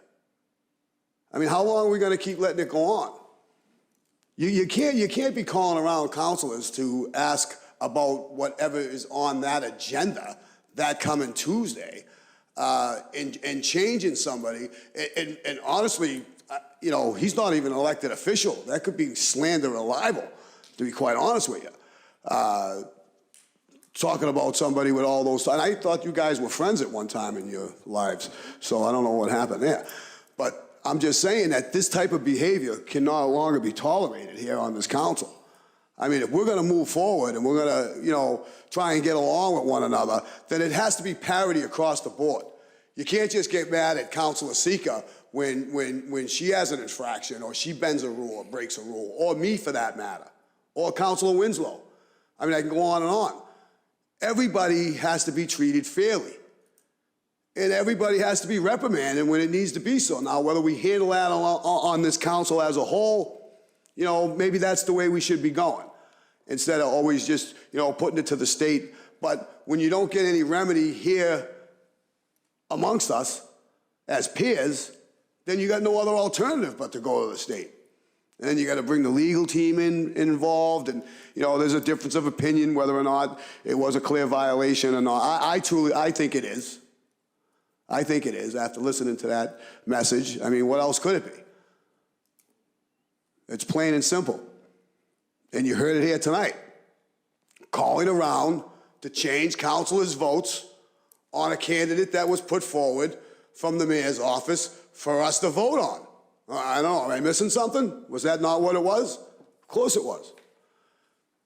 And I just think that, we can't keep going, we're above the fact that we can't keep going around putting our head in the sand saying, oh, I didn't know, no, I didn't know, I made a mistake, I won't, it won't happen again. We're up here for 4 years now. We're up here for 4 years. Michelle Luong-elect comes in January. She can use that to her advantage. Not that she would, I'm just saying, but she can use that to her advantage for the next couple of months, because she's new at this, right? She doesn't know the parliamentary rules of procedure, Robert's Rules of Order. So, right? I got the floor. That means, she's the school committee. School committee might have a different set of rules as far as, the city council's concerned. So, it's all right to make those rookie mistakes when you're up here your first year, is what I'm trying to say. After that, especially when you got other councilors and colleagues telling you that you can't do that, and you still make that same mistake again the following year. At some point in time, you got to say, when's enough enough? That's all. Thank you. Thank you, Councilor Simonelli. Councilor Winslow. Yeah, thank you, Alicia, for, we assigned you to do this investigation and do that factual research, so I appreciate the report. One question I have, it did just come to the council today. Is it possible to table anything tonight, and then, or do we have a time frame we have to respond to and make a decision about whether to send this on or whatever? So it's just, I think it that's my question, is how quickly do we have to move on whether to accept your report or not? So, do we know that? So. Yes, so the 14 days has already passed. Counselor Sika was gracious enough to give us, I believe it was another week, to respond and get it to the Attorney General. If Counselor Sika chooses to give the City Council more time, I can certainly contact the Attorney General and request additional time, stating that that Counselor Sika has agreed to more time. Yeah, so just, so thank you. So that's for counselors who may not have had a chance to really, read the, the report back from Alicia. That may be something that people want to consider. I have read that, and one of the things, having gone through law school, one of the things you learn is that there's law, but one of the things lawyers do is apply the facts to the law. And I appreciate that Solicitor McNeil, went through that investigation to really find the facts here. And it's messy. Sometimes facts are messy. But I feel like that she looked at those messy facts and concluded that it did not rise to quite the level of some of the assumptions. You have to really sort between assumptions and facts. And there was, one of the things that was put out there as a factual thing is that Councilor Colin Hayes and I happened to go for a hike.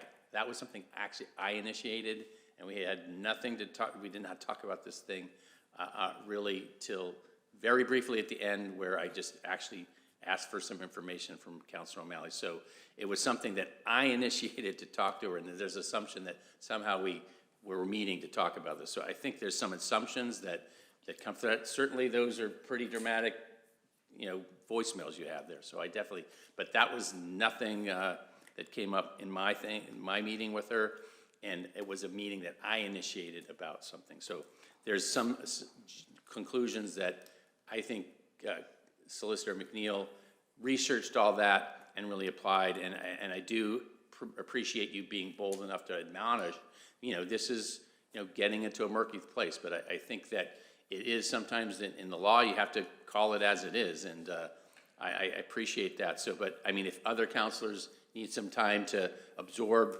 and read the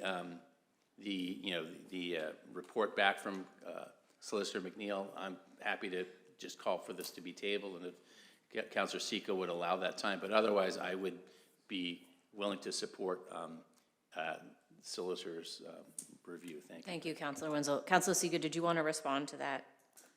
I was just going to ask what would be the reason that I would say yes to an extension, but I guess I really want to just quickly also add that, Councilor Winslow, I never assumed that the two of you went on a hike to have this discussion. I just happened to be notified that you guys did post that you went on a hike the morning of the day she found out that she herself states she was making her rounds and her phone calls. I find it extremely weird if she didn't bring this up to you while she was out on a hike, when she purposely made phone calls to colleagues she doesn't normally talk to.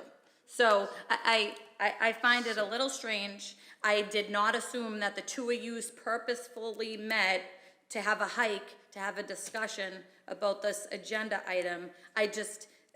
You happen to be on a hike, and I'm sure this agenda item got brought up. You just said it yourself that it did at the end. That's where you create assumptions, Councilor Sika. I initiated that meeting for Councilor very specific Winslow, purposes. I have the floor, So, Councilor yeah. Winslow, and you're getting awfully defensive if you did nothing wrong.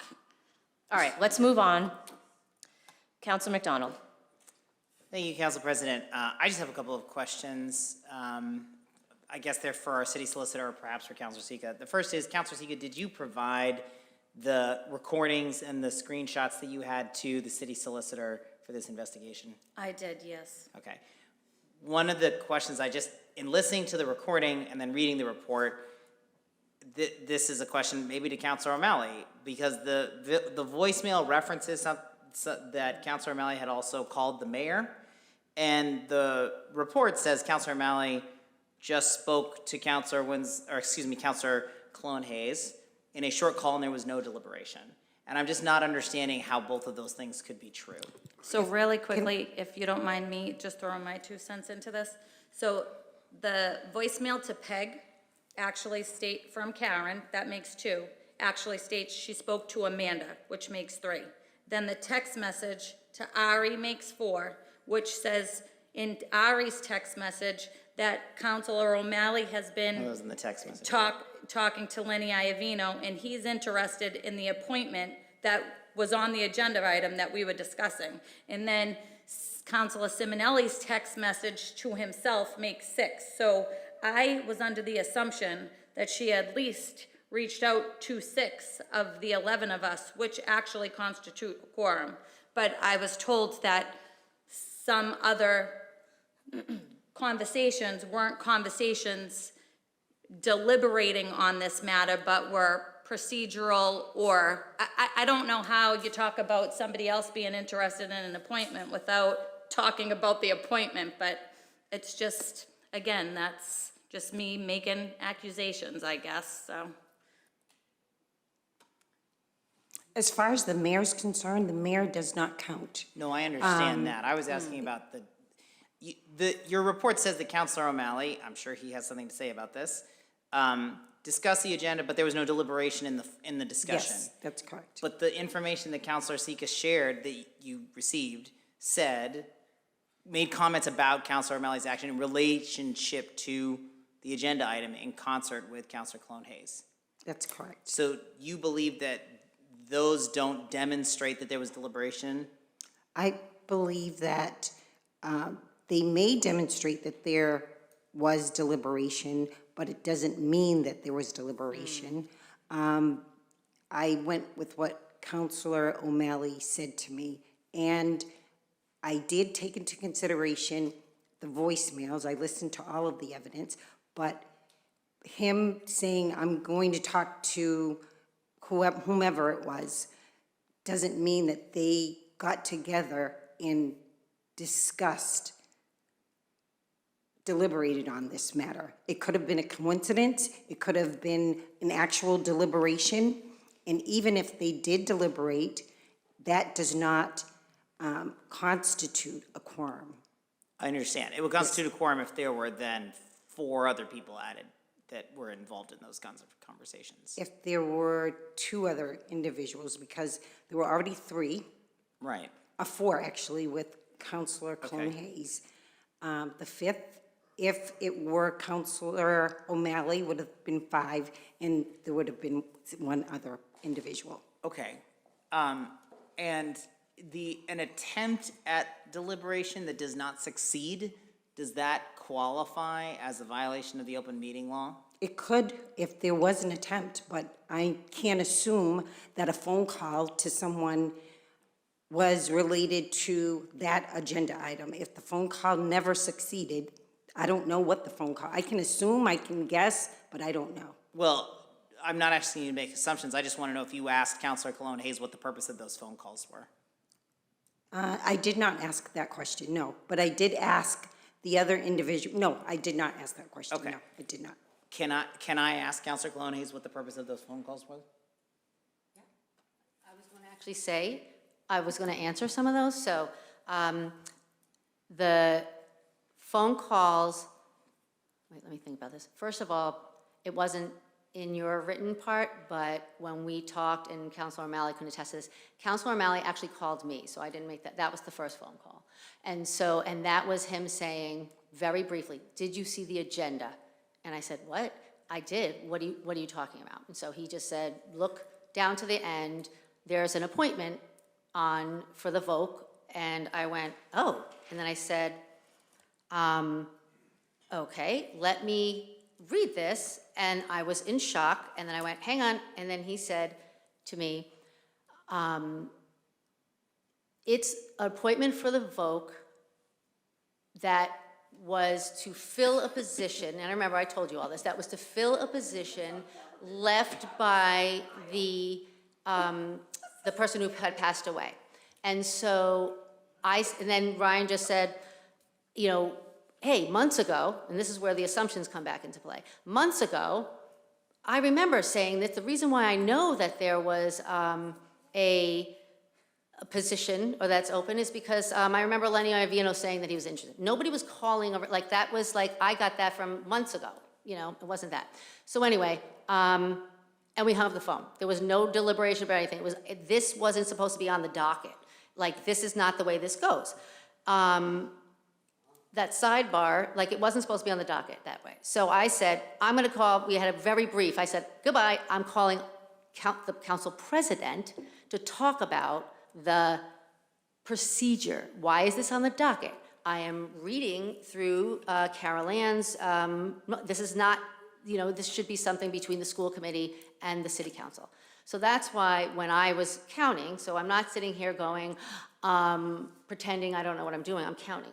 All right, I called Councilor, you know, Linehan, but that was because just to talk about the procedure, a number for a quorum, And so they didn't count in the quorum member. So anyway, that's, and I was calling you to get back to, I think we had said we were gonna meet, and we were gonna meet for, which we did end up meeting, but it was like to get back and say, let's go for that meeting. That's all that was, because counselors, I've been meeting with a bunch of people, not about this, because they've been reaching out saying, let's talk. Amanda and I were gonna meet tomorrow. These are all these phone calls, so people are just making assumptions, but that's what it was. And we never spoke. And as a matter of fact, we spoke about something else, and I said, we can't speak about this, we're gonna break open meeting law. No, Specifically which is said that. what I reported to Thank the you. city solicitor Okay, and is thank you. reflected in the report. What was Yes. the call to Councilor Condon about? Oh, that was the same thing, he's counted in there. It doesn't, if you list out the numbers and route them, it's not a quorum. It was just, hey, it's not a quorum, though, that's what we had. Why'd you call him? I called to say the same thing, did you see who's on the agenda? I shouldn't be there. It's not deliberating, and it's about a procedure. Listen, apparently you can. Just because you think you can't do it, and I'm gonna be done arguing about this, just send it where you gotta send it. Fine. You're not a lawyer, it went through the procedure. I appreciate that you did all that, and just send it wherever it needs to go. I have no issues with it. Councilor McDonald, Ridiculous. you actually had the floor and had asked a question. Are you all done before we move on, or do you have more? I'm going to be honest, like, I want to give my colleagues the benefit of the doubt, and that sounded like deliberation, what you just described to me, and that Well, that in my well, judgment, whatever. I'm not an attorney. Yep. But this is why I asked this question of, like, does it matter what the purpose of the call? So I'm just reporting what you just said, and so that's concerning. I'm not sure where that leaves us. I certainly don't want to have this hanging out there, but that is concerning to me. That feels like deliberation, and I think that would hit our quorum count. So that's where I'm at on this right now. Okay, thank you, Councilor McDonald. May Councilor, may I just ask a question? yes, of course. Before we move on, when you said it hits the quorum count with who? Counselor O'Malley and Counselor Condon? Or only Counselor Condon is what I'm asking? I'm sorry, are you I'm directing that asking to? Counselor McDonald. Yes, of course. Okay, so the quorum count was Counselor Cologne Hayes, Counselor Taylor, Counselor Crowe, Counselor Simonelli, Counselor Linehan. That's the 5. The question is, was there a 6th? What you just described in your conversation with Counselor O'Malley sounds like deliberation, but in addition, you said that you called Counselor Condon to also ask him about the agenda. I don't know whether that counts as deliberation or not, but the city solicitor did say it's germane, whether you attempted to contact him for that purpose. So that's 6 or 7 by my count. Councilor Winslow also admitted that they briefly discussed it at the end. I mean, I'm trying to take people's word for what they say. I'm just going by what you said, and I will believe them if they say they didn't talk about this. We have conversations with each other all the time where we say we're not going to talk about that. So I'm not trying to challenge anyone's words. I'm trying to get based on what the evidence that you presented, what folks have said. This is my count at this point. I think one of the things I'm struggling with too is just, I feel like we're a little bit in a position where we're having to make a vote on a report that our solicitor has done that's based on things that have been described to you that may not reflect, either may not reflect what happened or may not be accurate to what deliberation is, which there's like two different things going on. And I think I'm sitting here as the chair of the body wanting folks to understand what not to do next time. That feels actually more important to me because I'm hearing there's like a sense that not everybody understands what was done wrong. And that we'll move on, we'll take a vote, and whether we accept your report or not, I don't want people to leave here not understanding what they can't do next time. And we all call each other a lot, or we get calls from one another. And particularly, I'm sitting here as the president, I often know where everybody stands because I hear snippets from one person, or one person calls me about one agenda item that they don't understand, and then mentions, oh, I talked to someone else, they're really upset about this, or they're like, spending a lot of time researching this other thing. I want to understand from my seat as well how not to do the wrong thing if incoming calls also count. So I guess I just want to make sure that we're not losing sight of the outcome here, which is like, yes, we need to take a vote on this report, but also we need to stop doing this and need to understand how not to put ourselves in this position again, which I think Councilor Simonelli said at the top. Yes, and actually I want to make sure, Councilor O'Malley, I want to make sure you have a chance to speak because you were referenced in the last couple of remarks. So I'm going to actually take Ryan first, if you don't mind. Yeah, I just if you remember correctly, I believe this agenda item was when I had my debt exclusions on it. So there was a lot to talk to people about. And so I can't tell you if every time I called someone, it did have to do with this or that, because there was like a lot of debt exclusion stuff going on. But I will say that when I did call Karen Councilor Cologne Hayes, I was like, did you see this, the agenda item about an appointment? I was like, didn't we get something from Karen Land that said the complete opposite of this? And I was just like, what's going on? I was like, I didn't understand why it was on the agenda. And that is pretty much and I said, wait, did we post this? Was this publicly posted? I was like, that's kind of where that was that discussion. That's not deliberating of how are you going to vote on this, da-da-da-da-da-da. It was, why is this on the agenda? Was this publicly posted? Did I miss a public posting, et cetera? Fact-finding, trying to understand what is going on, doing my homework.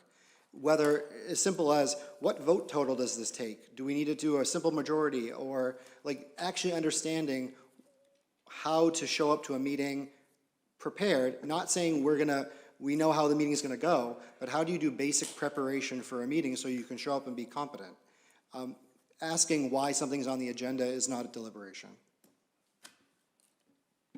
Thank you, Councilor O'Malley. Councilor Sika. Okay, whoa. All right, so this is my take. I actually think I may want to take up Councilor Winslow's motion to possibly maybe table this, because I think you should go back and look at this video, because I'm pretty confident that people's conversations that they had with you in private have changed since they've been up here this evening. I think we might have just actually got a quorum of this. And to your point, Councilor Linehan, we all talk to each other all the time. I'm not calling you and saying, this is why you should not vote for this person. Right. I am looking to table this paper, secretly table this paper before the meeting tomorrow.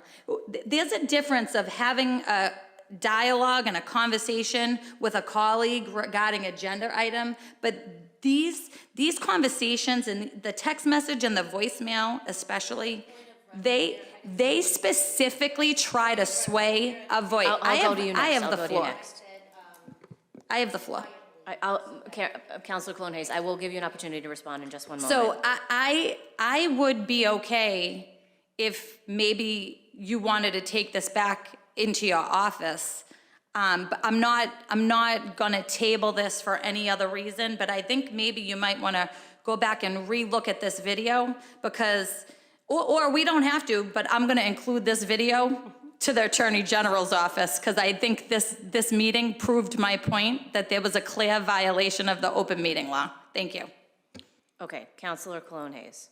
No, that was it. Okay. I just wanted to clarify that I didn't Understood. say that. Okay, thanks. Okay, Councilor Simonelli. Thank you, Madam President. Look, I think there's a fine line between, lobbying your counselors to talk to them about something that you as a particular, even like ward counselor, want to do something in your neighborhood or something like that, you can lobby your counselors to find it out. But I think that when there's a particular line item on the agenda and you're calling councils around to change things, I'll be honest, I mean, I was a little taken back because I feel as though that I was lied to right from the beginning, because I was told that Lenny Iovino wanted this position. Who Lenny Iovino and I go way back to Lincoln Junior High, and he was my 7th and 8th grade history teacher who actually inspired me to run for public office in the first place.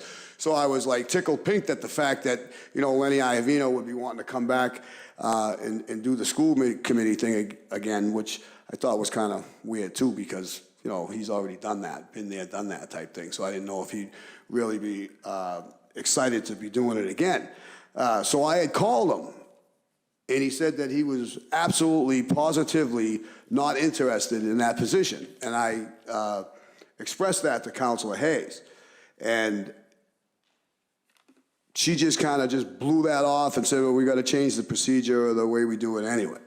And then to move forward onto that a little bit further, I don't know how you can sit up here and draw a conclusion that she would call up somebody like myself or somebody else that she doesn't normally talk to on a regular basis and sway my vote, but she wouldn't do it for the councilors that she met that day who she's a little even more friendlier with, how that topic wouldn't come up.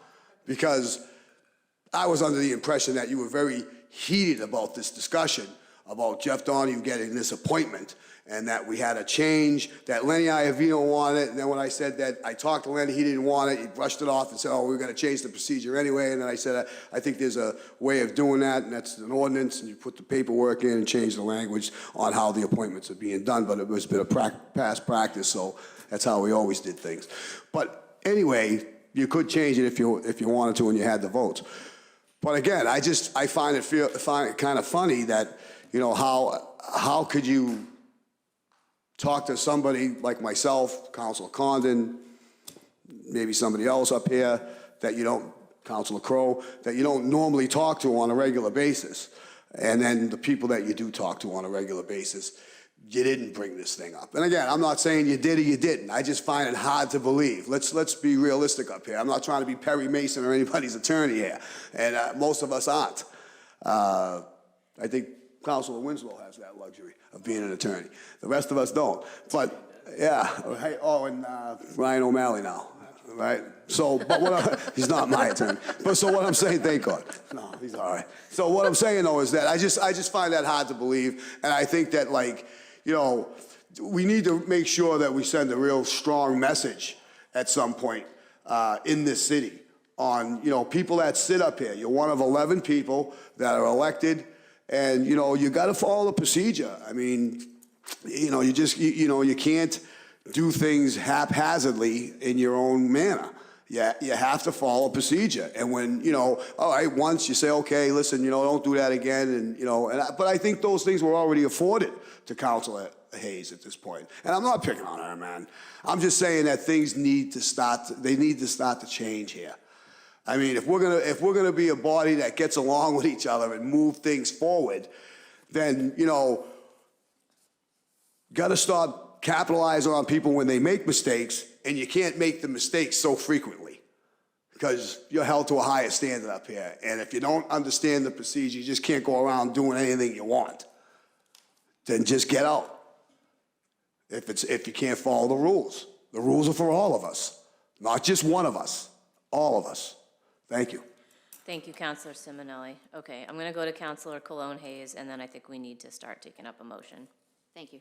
Okay, so just to respond to a couple of those things. First of all, I'm willing to learn all the time. Like I said, I wasn't calling willy-nilly. I was counting very clearly to say, okay, who I was going to talk to. That is why you're making so many assumptions and basing them on nothing.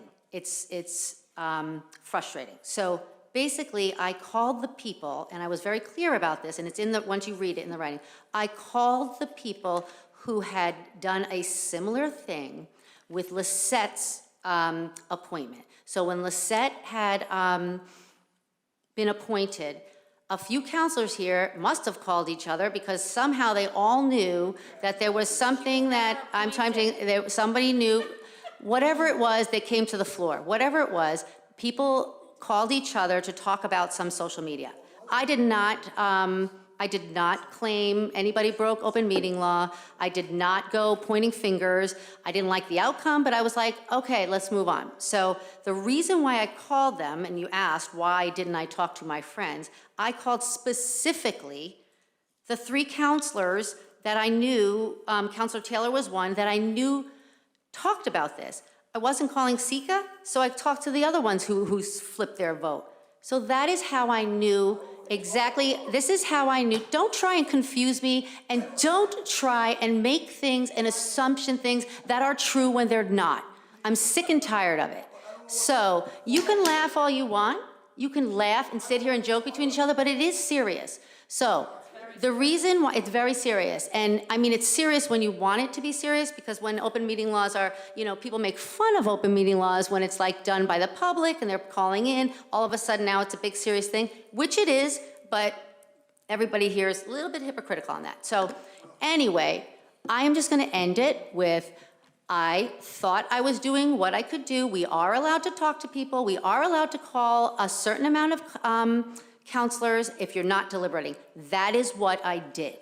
And that is why I just called the ones I did. So you can all vote on whatever it is you need to do. And I have to, if I learn from it, I will learn from it. I'm hoping that we all learn from it. But that's all we need to do. Okay. Okay, it better be really quick. It will be. I'm sorry. Listen, I don't know, I got you. I see that ballot. I don't know anything you're talking about Lisette. I didn't vote for her, not vote for her. I didn't know anything about her appointment. So if you're referring that to me, that you called the specific people that flipped on Lisette, I don't even know what you're talking about. We're definitely not talking about Lisette tonight. Oh, all right, but I'm just saying, I didn't do that, so I don't know if you, what do you, when did I do that? All right, I'm gonna shut this down. We need to start taking a motion. I'd like, Councilor O'Malley, you have. I think that regardless of whether or not we table it or not table it, it's going to go to the Attorney General, and they're going to look into things. The holidays are ahead of us. It's the end of the term. Do we really want to start in January talking about this again? I would move that we forward this to the Attorney General as recommended. Okay, I hear a motion by Councilor O'Malley, seconded by Councilor Simonelli. Do we need to accept this and send it to the Attorney General, or just to send it? Okay, that's fine. Do we need to take a roll call? All right, let's do a. All right, Councilor McDonald. I'm happy to accept the report that our city solicitor produced and value that, the labor that went into that, and what we said. This discussion has raised significant questions for me. And so can we accept the report, forward this information to the Attorney General, and say that we have remaining questions that are out of our capacity to resolve? I'm fine with that. Can we do that? Is it out of our capacity to resolve those questions? I'm saying that's what I believe, is that it is out of our capacity to be able to resolve with finality. We have your report, we have this meeting, we have the evidence from Councilor Sika, all of it will get forwarded to the AG. I'm just not comfortable saying I 100% agree that there were no violations. I don't feel like I can tell based on this conversation. So is it possible to do that in our response? What I would suggest is in my report to explain to the Attorney General that after I presented my report, additional evidence came out, and that the council wanted me to forward my report, but they still have questions. Something to that effect. Doubt. Okay, I would support that. So Okay, I understand that. I think that sounds fine. Okay, so let's take a roll call. So this is to, as we just said, send the report to the AG, accept it, but also include a note that there are further doubts because of additional evidence, information, okay. Councilor Cologne Hayes. Yes. Councilor Condon. Counselor Crowe. Counselor McDonald. Counselor O'Malley. Counselor Sika. Yes. Counselor Simonelli. Counselor Taylor. Counselor Winslow. Council President Linehan. Yes. That's 10-0, yeah. Okay, so that is accepted and forwarded to the It's Attorney forwarded, General. Okay, next order of business. Got some enrolled papers. Paper 377-25, be it ordained by the Malden City Council that the code of the City of Malden, MCC 6.08.060, subsection B3, off-site parking facilities is hereby amended by adding an annual between non-refundable and application, and by striking $100 per vehicle and inserting the following: $200, a base fee of $100 for the first 9 parking spaces, and $20 per each additional parking space over 9. Okay, Counselor Winslow. So I make a motion to ordain as enrolled. Thank you. Okay, on a motion by Counselor Winslow, seconded by Counselor Sika, the motion to ordain, the clerk will call the roll. Counselor Cologne Hayes? Yes. Counselor Condon? Yes.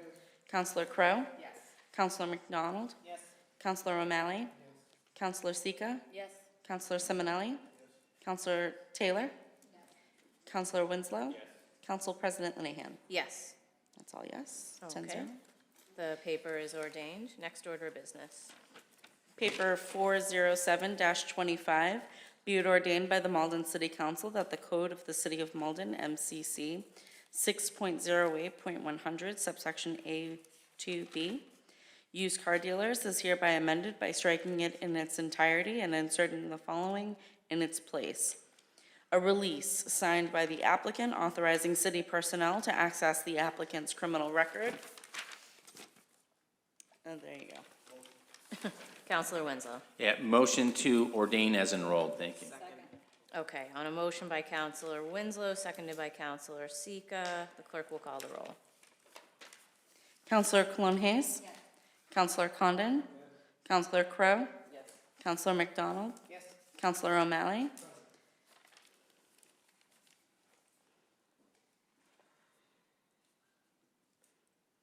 Counselor Sika? Yes. Counselor Simonelli? Yes. Counselor Taylor? Yes. Counselor Winslow? Yes. Council President Linehan? Yes. That's 9-0. 9-0, okay, the paper is ordained. Next order of business. Committee reports, paper 482-25. Committee report, the Standing Committee on License, to whom was referred papers 430 and 431 and 449 through 452, series of 2025, having considered the same, make the following report. Okay, on a motion by Counselor Sika, seconded by Counselor Cologne Hayes to receive the committee report, all in favor? Aye. The committee report is received. Clerk, will you please read the papers? Yes. Paper 430-25, petition Livery Company, Luxy Lane Black Car LLC, 64 Oliver Street, Malden, 1 vehicle, new. Paper 431-25, petition Livery Driver Jackson Voltaire, 64 Oliver Street, Malden, new. Paper 449-25, petition Class 2 Hub Starters and Alternators, 172 Broadway, Malden, 4 cars, renewal.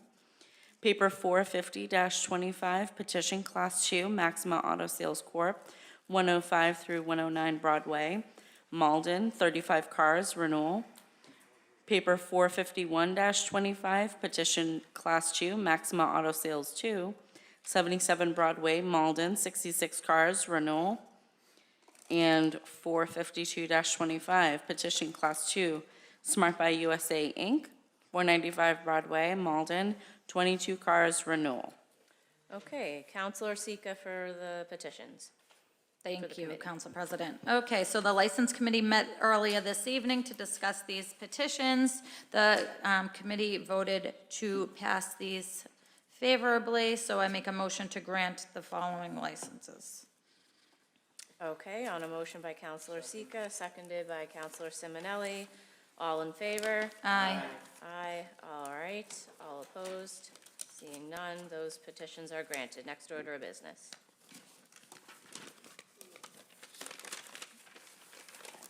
Oh, we gotta go way over. Skip this. Paper 484-25, Committee Report, the Standing Committee on Personnel and Appointments, to whom is referred paper 468, series of 2025, having considered the same, make the following report.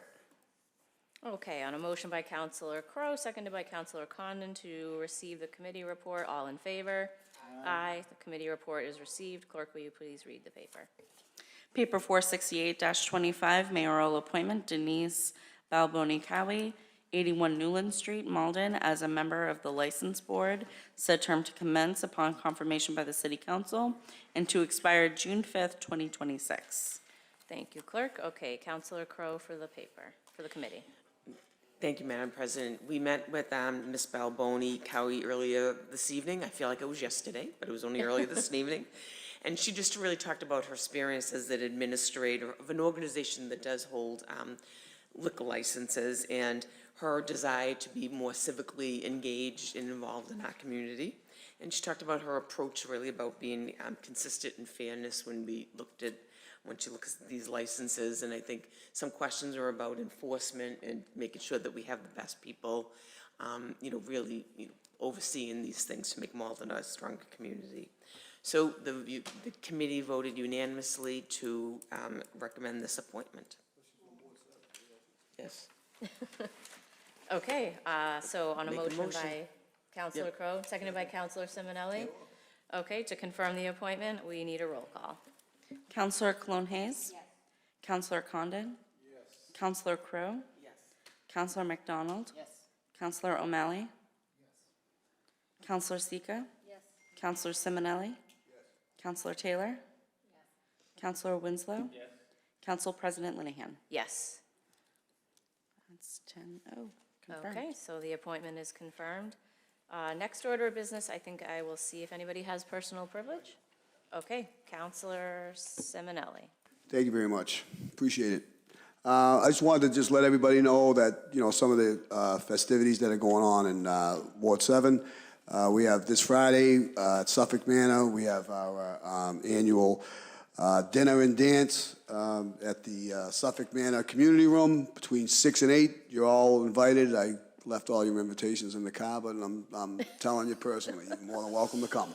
All right? And also, I been working with Councilor Sika on sending over some money to take care of some of the folks in Ward 7 for on the toy drive, and I know they're doing some great work over there, so I just want to give them thumbs up and for taking care of my neighborhood in the last minute. I appreciate that. And Councilor Amanda Lenahan, with your Mary Malden, Chuck's going to send you over some money or transfer some Thank money you. in your account over there for when you guys need it for down the road. And also, I just want to congratulate Club 24. I'm donating the entertainment, and my son is donating the food for their sober New Year's Eve dance that they're having over there. What is it? Celebrate Sober. You gotta love that. So I'll be there. My son will be there. I think they're doing. You're gonna be there. All right. It's your neighborhood. That's right. You'll be there. And I think they're doing a memorial for Alan Campbell. I think too that night. And I think Paul Campbell's gonna try and make it down from his baseball agenda. So yeah, those are just some of the few things that are going on in the Ward 7 area. So thank you very much for everybody's help. I appreciate it. Thank you. Great, thank you. Counselor McDonald. Thank you. I just want to recognize that we did something historic tonight, which is this is the first time Malden has put an override question on the ballot to go out to vote. And I want to just appreciate everybody who has contributed. Every single member of this body has contributed to that. So many staff, so many residents. And say that, yeah, we absolutely are going to have to keep talking about it. So we are, there now becomes a campaign side and a public and appropriate things to talk about as, in our official capacity side. And in that side, I do wanted to say, I hope and plan to have many public forums, I think particularly at our schools across the city, so we get the biggest range of folks possible. We know the schools have a big, so much of this override is related to our investment in the schools. So I just want to say, if any of you are interested in working together on that, I'm happy to do that. I'm also talking to the mayor's team, making sure that we have representation from the mayor or other members of his administration to be able to do that. So we're going to keep talking a lot about it. Look forward to that in the new year. And if you're interested in collaborating, please do that. Please reach out to me. I'd be happy to do that. Does someone else have the menorah lighting on their list? Okay, Councilwoman. Then I did just want to make sure that we recognize it's been a long year, and we have 2 members of our body to thank for their service as council president this year. So thank you, Councilor O'Malley, and thank you, Councilor Linehan. It's a lot of work.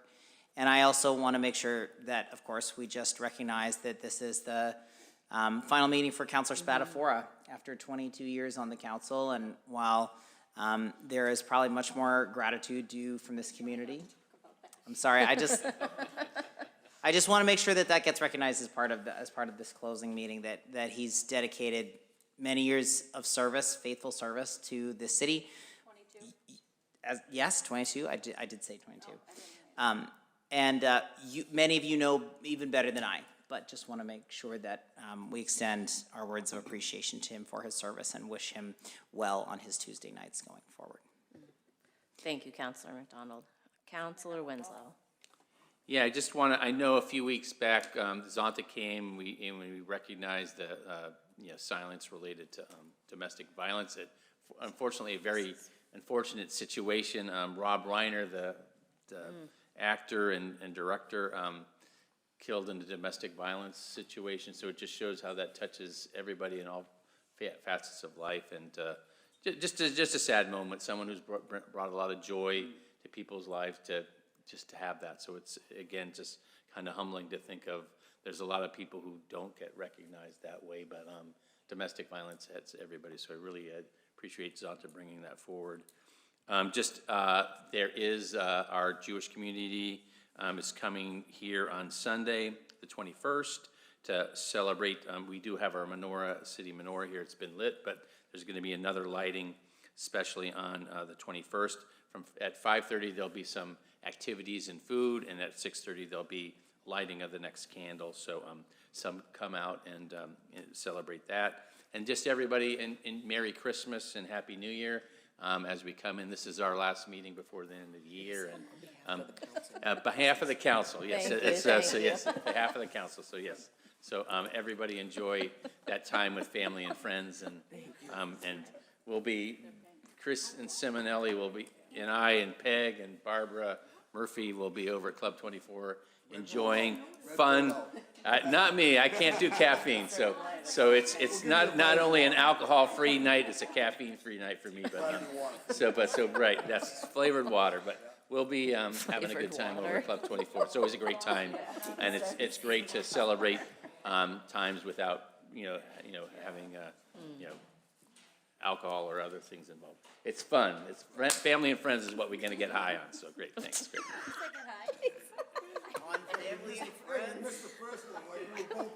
Oh my God. Boy, I hope nobody's watching anymore. That was so bad Ryan put his light off.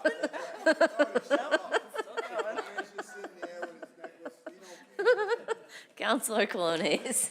Yeah, thank you. I know this is a little bit away, but I wanted to make sure that people put it in their calendar, because last year when we had the Martin Luther King Day Junior celebration, there were conflicting events. So this year, the planning committee met, and we have the date for Sunday, January 18th, at the Emmanuel Baptist Church. It is from 3 to 6. We already have our keynote speaker, which is Dr. Carl B. Mack. We're going to have youth performers and more. So just please put that in your calendar, and hopefully we'll see you all there. Thank you. Okay, thank you, Councilor Colon-Hayes. We do have one more item on the agenda before we can adjourn. So clerk, will you please read our next order of business? Yes. 485, paper 485-25, order that the city council will vote whether to go into executive session with legal counsel for the city for the purpose of exemption 3, Massachusetts General Laws, Chapter 30A, Section 21A3, for the purpose of discussing strategy as to possible future litigation related to grants where such discussion in open meeting may have a detrimental effect on the litigation position of the city, if so declared by the chair, and if so allowed by the body, to admit Maria Louise, Special Assistant to the Mayor, and Alex Pratt, Director of the Office of Strategic Planning and Community Development. Okay, thank you to our clerk. So citing exemption 3 on Mass General Law, Chapter 30A, Section 21A, wherein discussing paper 485-25 in open meeting would have a detrimental effect on the city's litigating position, I'd be looking for a motion to enter executive session. Motion. Okay, on a motion by Councilor Crowe, seconded by Councilor Sika, the clerk will now call the roll.